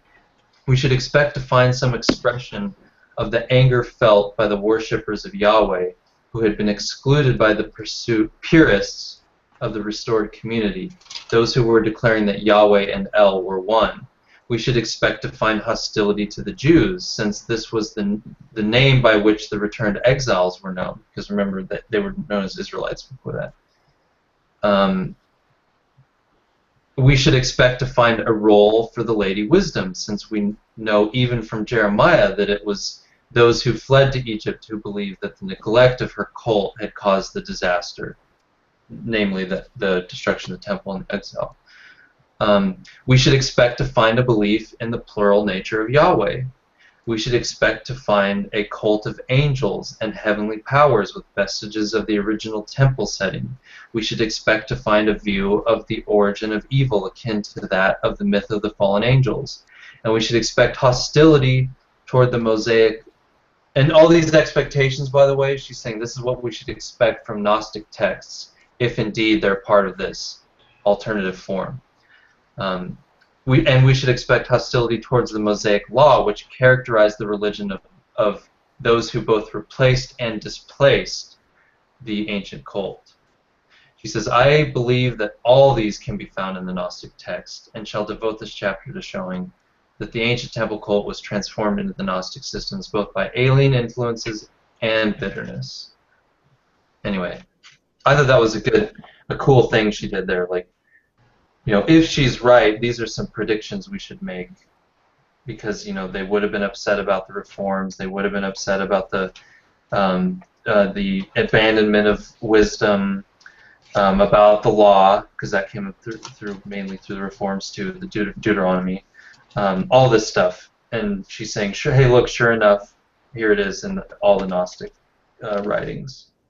It's interesting. It's interesting. She said that we should expect to find a belief in the plural nature of Yahweh, because, well, that could be taken to say, you know, that the Father is Yahweh and the Son is Yahweh, but I don't think she's saying that, because that would go back on everything we just said, you know, that basically the Father is never Yahweh, the Son is always Yahweh, he's the second God, he's never the first God. I mean, I think you remember that one of the points that convinced Dr. Price, you know, that Barker's on the right track is Jesus has always said, he's always called the Son of God, but never the Son of Yahweh. Mm-hmm. Why? Because he is Yahweh, right? So in other words, the Father's not Yahweh, Jesus is Yahweh. And so when she speaks of the dual nature, the plural nature of Yahweh, what I think she's saying is not the two gods theory, but basically that Yahweh is both male and female. Or maybe has these different aspects too, right? Like the other literature we've been reading. Oh, like the 4 or the 6. Right, yeah. Angel, all these weird angels. Attributes, yeah. Yeah. Well, okay, that sounds reasonable. I just wanted to make sure that we agreed that she is not going back on everything, that she's on the groundwork she's laid and saying, oh, suddenly now there's 2 Yahwehs. Or just, at least she's not intending that, I don't think. I found some places where it's not citing Old Testament scriptures, but I'll wait until we're done with the Hangout and point those out. Okay, cool. She argues again that the two-God concept of the Gnostics shares striking similarities to that of the earlier Jewish conception. Again, like how the two roles are described and the roles of each. And she goes into detail on that, which I didn't write all of it down. And she says several Gnostic writings condemn the, quote, second God for declaring that there was no other God beside him, even though there was indeed, like the God Most High, El Elyon, which is exactly what 2nd Isaiah has Yahweh declare, that he's the only God. If I could find it in here. Like that's where the other thing I was saying, Wayne, when you said sometimes when you read something that's so adamantly stated, you could possibly, but although not always, be stumbling upon something because it's a polemic against some other view. And she's saying exactly this in this case. Like, the Gnostics are condemning the second God because he's so silly. He thinks he's the only God and he's the Most High God, but he doesn't actually know that there's the God Most High above him. And so, like in that part of 2nd Isaiah, he says, Yahweh's said to say, I am the first and I am the last. Beside me there is no God. And then from Isaiah chapter 45, I am Yahweh and there is no other besides me. Beside me there is no other God. So anyway, interesting too, I thought.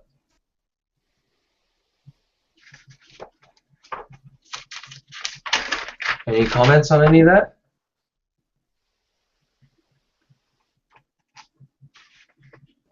No, that was good. What page was that on? That was, I'm not sure what page that was on. A little before 180, I think. Yeah, 179. Yeah, 179, the second paragraph. The creator Archon is invariably described as arrogant and ignorant.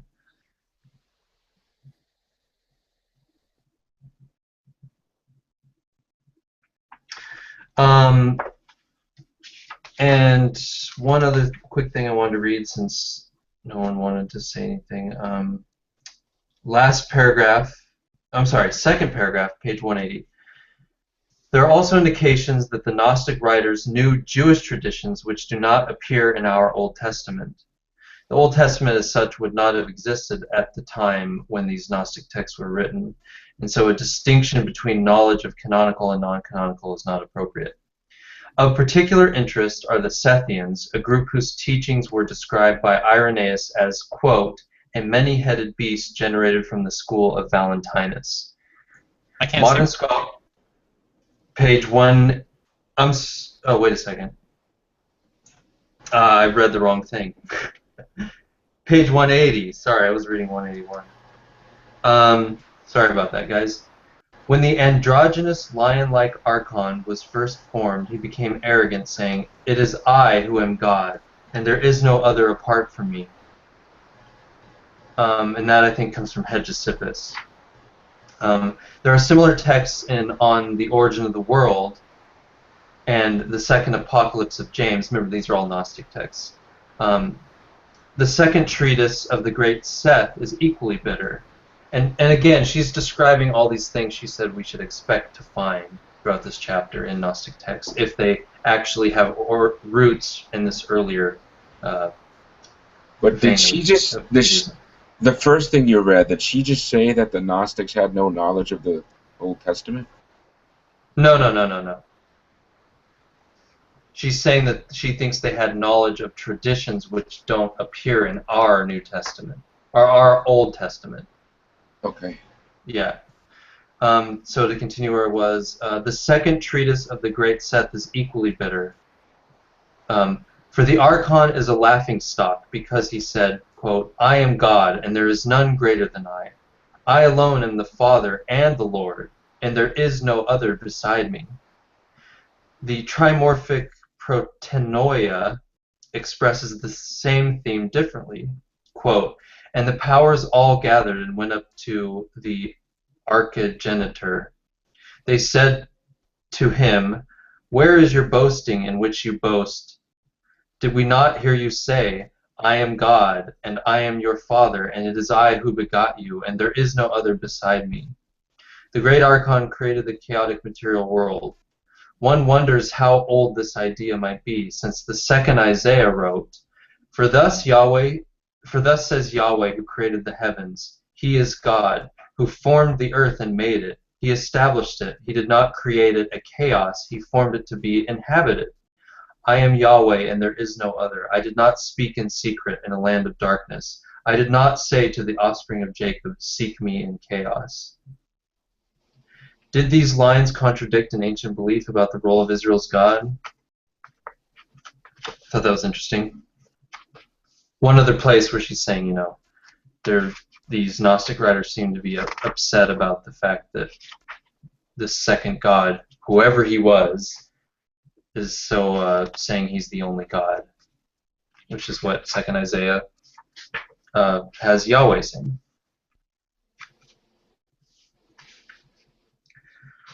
Anything on that?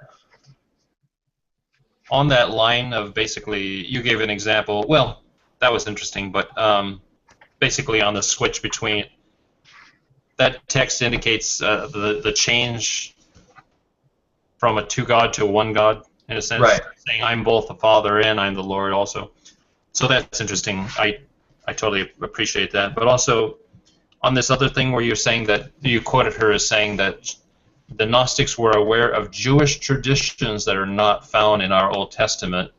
She cites that their beliefs, a belief that's similar to the Jewish tradition of there being sometimes 4 archangels and sometimes 7 archangels. I found that fascinating because I personally can't see how there could have been.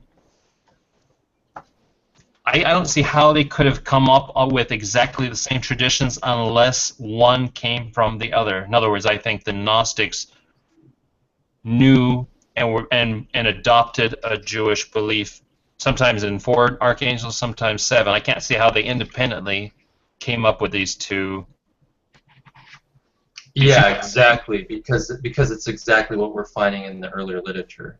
The And four it's so angels or seven specific angels. with the exact type of variety, 4 and 7. You couldn't come up with that. You couldn't possibly come up, I don't think. And it's not just, it goes beyond that. It's not just that there's 4 and 7, but the characteristics of each one are similar too. Right. Each one of the group. Did you guys listen to the March 27th podcast of the Bible Geek? I haven't listened in a few weeks. The first question was about Genesis 1, about the watery chaos question, you know. And he said, how the questioner asked how common is this water? I can't remember what the term was, but basically it meant, you know, how many cultures assumed that, you know, there was a watery beginning to creation and stuff. And I remember Dr. Price saying, "Great minds think alike."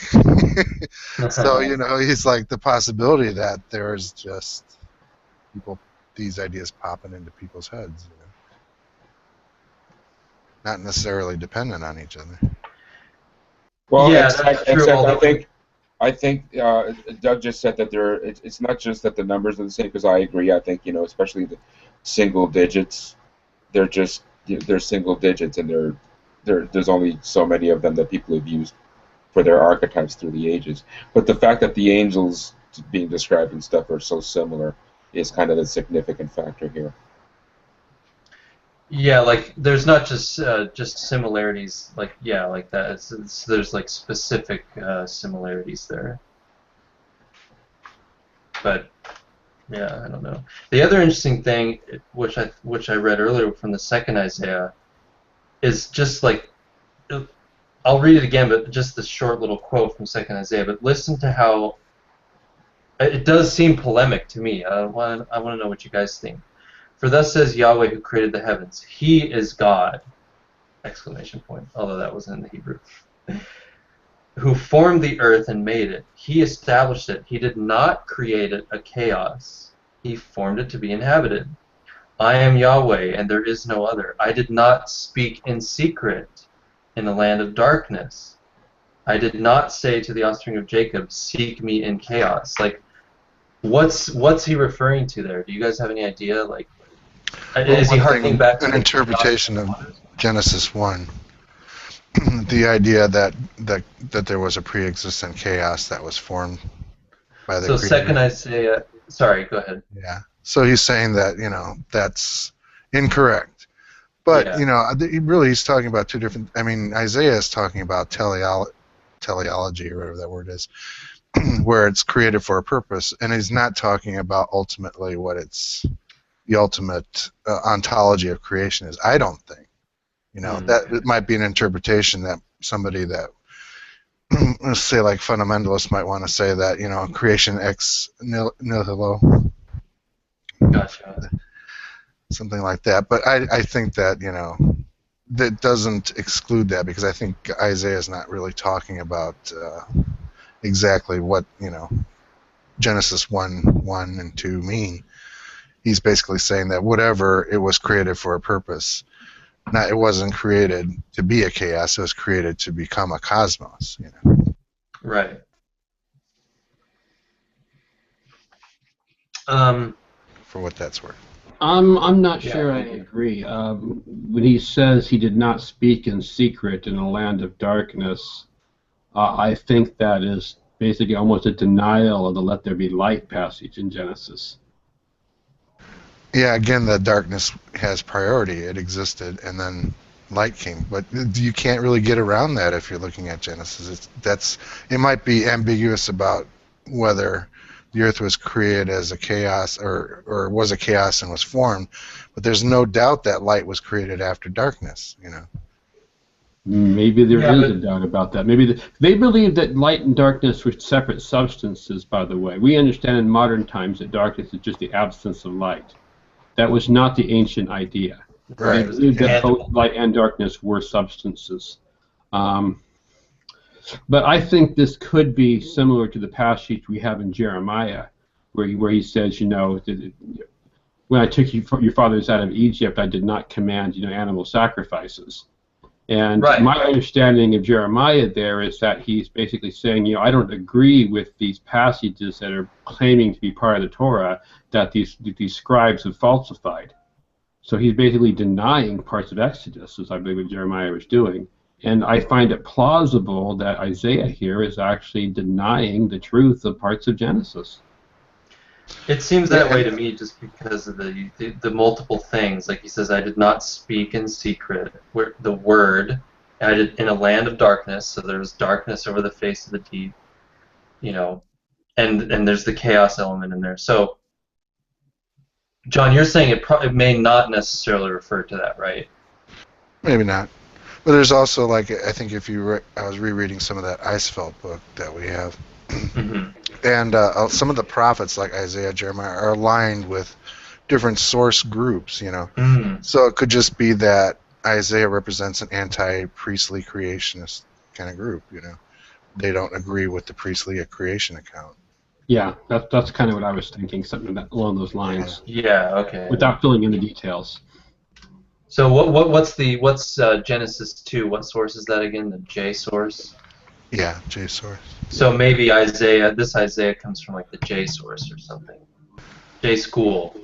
Yeah, something like that. Yeah. Yeah. Or whatever, maybe something later, like other traditions that ended up in Jonah and the Psalms, you know, not necessarily even those original Torah sources. Could have been wholly different traditions. Yeah.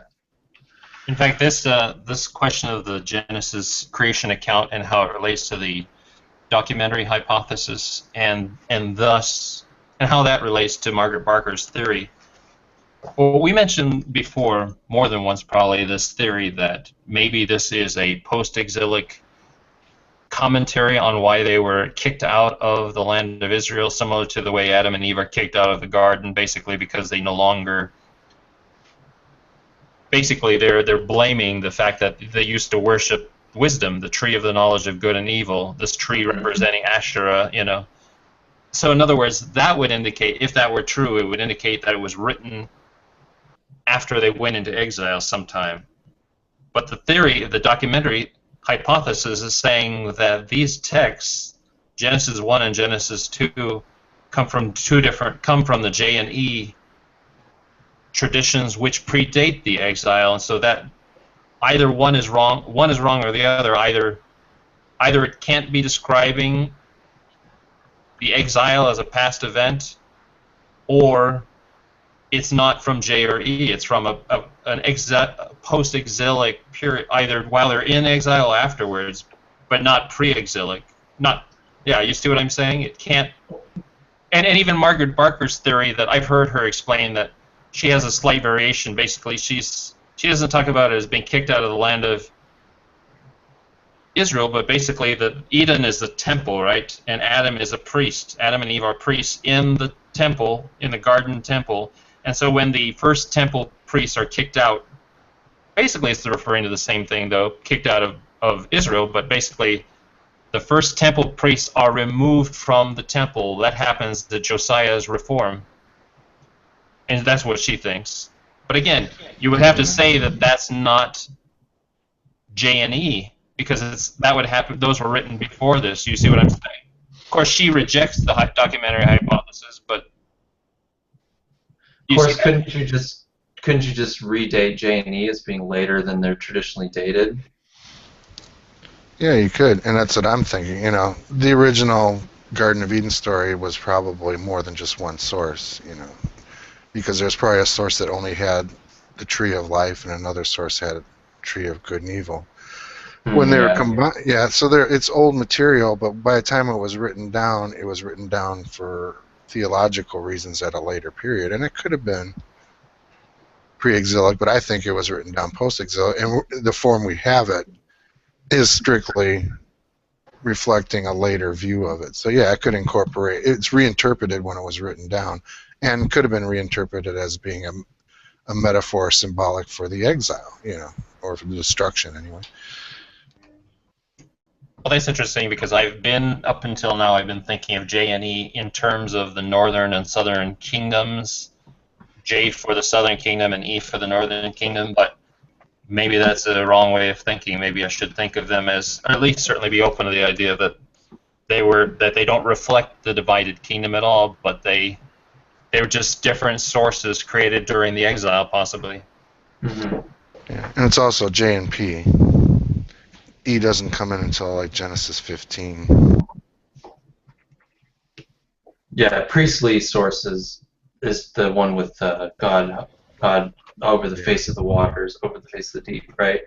Yeah, so it's, What's this? P is the original, is Genesis 1, and then J goes in Genesis 2, and then they mix like a Noah story that's J and P.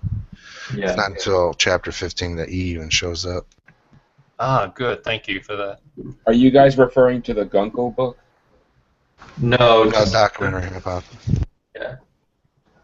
My mind has started to wander here a bit. I'm sorry, but So is the Hangout. that got me thinking a little bit about some things, and they tie into Margaret Barker's book indirectly in several spots. So I want to just kind of ask you what you think on them.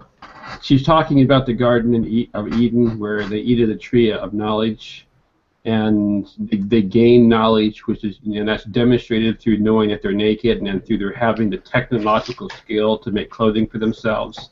That's actually, that's what the narrative uses to show how they got that they did truly get knowledge. Mm-hmm. But also, I was reading like First Enoch recently, just a few chapters of it, and it parallels a lot of stuff in Genesis 6 with the angels, having relations with the daughters of men, and there being demons or giants or whatever source you read, you becoming of them. But some of the sins there that the angels are condemned for include teaching men sciences like knowledge of herbs and knowledge of metallurgy and knowledge of astronomy, and just basically trade crafts and stuff. Condemned by whom? By Enoch and by God, basically. Okay. It was wrong for the angels to give mankind this knowledge. It's just like another text where mankind getting knowledge was seen as a bad thing. So it's the same as in Genesis 2. You have an Enoch, but man comes by the knowledge in different ways. One for eating the fruit, and one for being taught by angels and stuff. And in the one case, it's basically man's fault. In the other place, it's just the angels that are condemned, and Enoch for it. Mankind is blamed for it. But it just seems, and then we talk later about wisdom and stuff later, but it just seems weird that, that this culture who wrote these texts thought that gaining knowledge was a bad thing, or teaching man knowledge was a bad thing. I just find that interesting how it ties into everything here. And it turned out true. I don't think so at all. The internet, it's evil. No, I don't think so at all. As a modern secular humanist, I find those passages in Genesis and Enoch to be fairly revolting, actually. I read them as historical texts of interest, but some of the stuff they say I find highly offensive.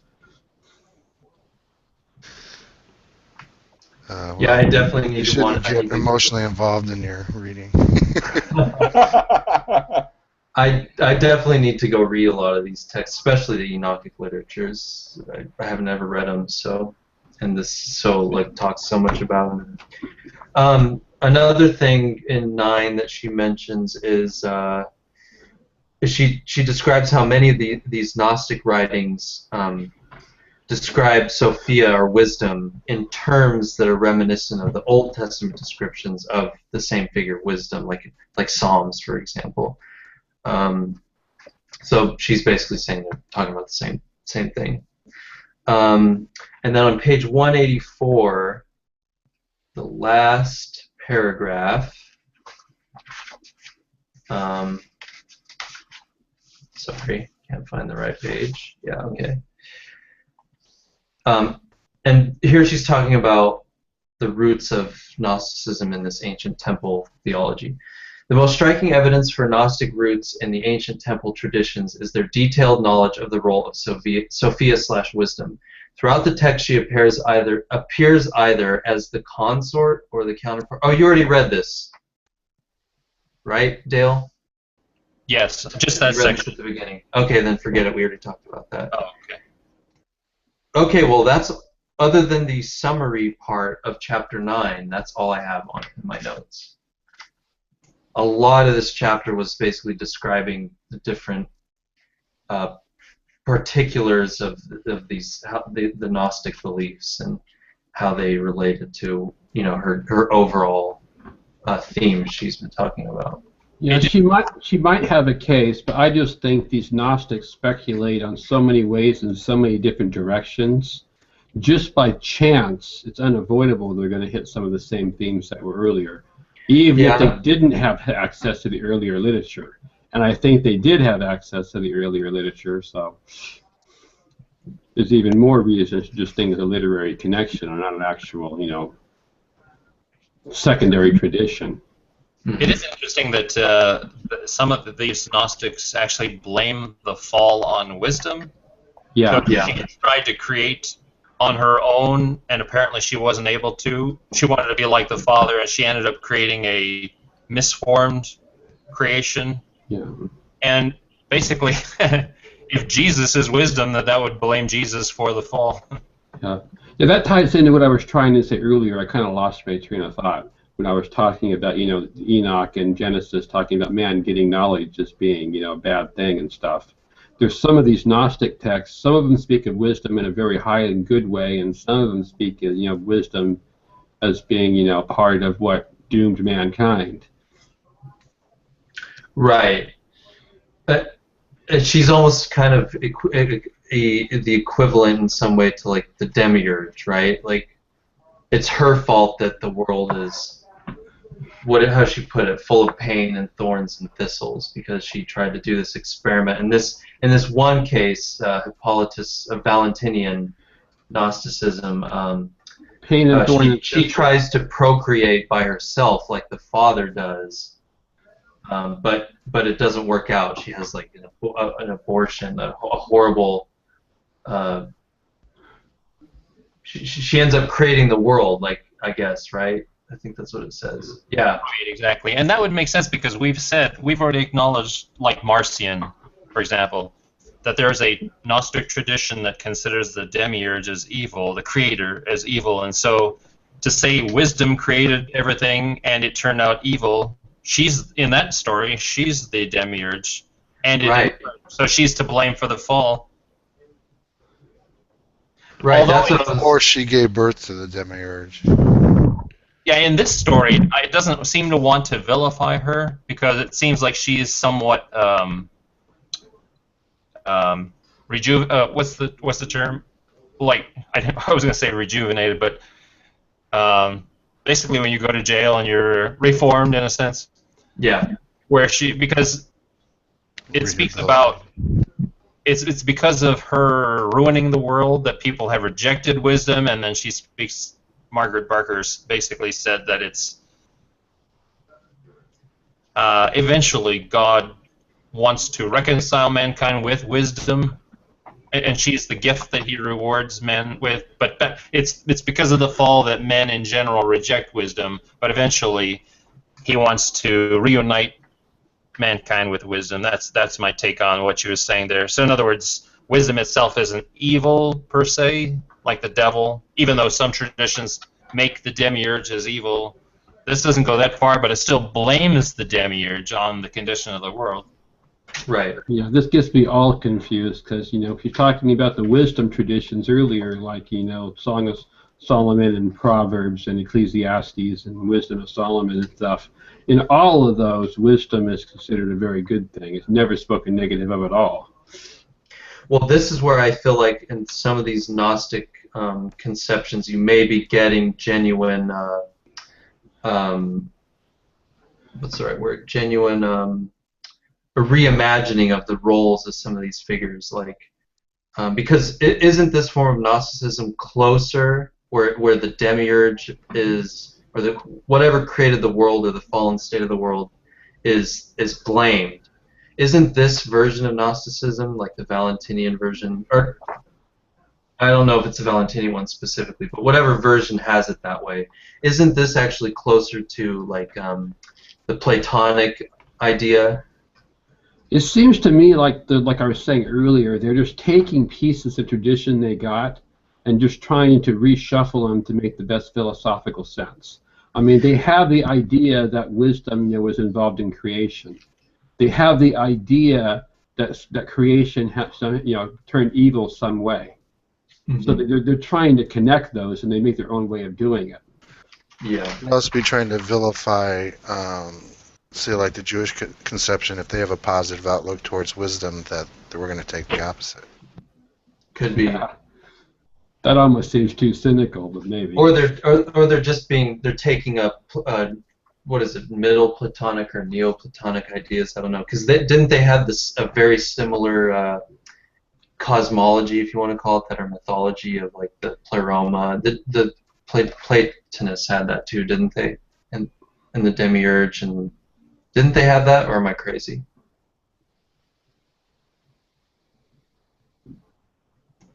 I don't know myself. Plato, I think, directly mentions the demiurge when they originally came out of it. Right, yeah. So they had this system. And I'm thinking, okay, well, maybe some of these Gnostics are, say Barker's right, just for the sake of argument, maybe some of them are who are keeping wisdom on a high pedestal, so to speak. Maybe these ones are, say, in line with this alternative vein of Jewish religion, which he's been talking about throughout the book. But then we get to some of these Gnostics who are saying they're equating wisdom with the demiurge, or just the demiurge is evil, not just merely a creator, but an evil god who thinks he's the only god. Silly him and all that. And maybe they're picking up on this Platonic idea where there's like an evil creator of the material world. I don't know. I'm just totally speculating. There's also thinking the possibility that Sophia, or wisdom, was just used because that's the only term they had available for it. That's true. In other words, they didn't have anything particularly against wisdom as we understand it, or maybe a lot of the other people, as, inspired thinking and right thinking and stuff like that. Maybe that was the only term they had to work with as far as representing, say, like a female principle that they had a problem with. Mm-hmm. Okay, so I wanted to read a summary thing for the end of this chapter, but I don't want to do it if some of you guys have more to say on this chapter. I have to say that's a chapter I have to read more than once. This whole book I have to read more than once. I really want to go back and read this book again, because as we're going through it, I'm getting a more and more firm grasp on what she's talking about, and so I think a second read-through would definitely benefit me. Yeah, I agree entirely. I'm so burned out and overwhelmed. I don't know what to say about it right now, but yeah, I don't think I need to reread it and fill in some of the stuff I've missed or misunderstood. But I agree with you guys, like what you said, Wayne, earlier. Like sometimes I feel like I'm just getting blasted with a fire hose of information. I don't know how much. I can't take it all in. It's just mere assertion. Right, exactly. I don't have enough background knowledge to sift through what is assertion and what's fact, or what's her interpretation of this text versus, some other interpretation of it. So that's another thing where I can't fully contend with this book, or engage with it, I should say.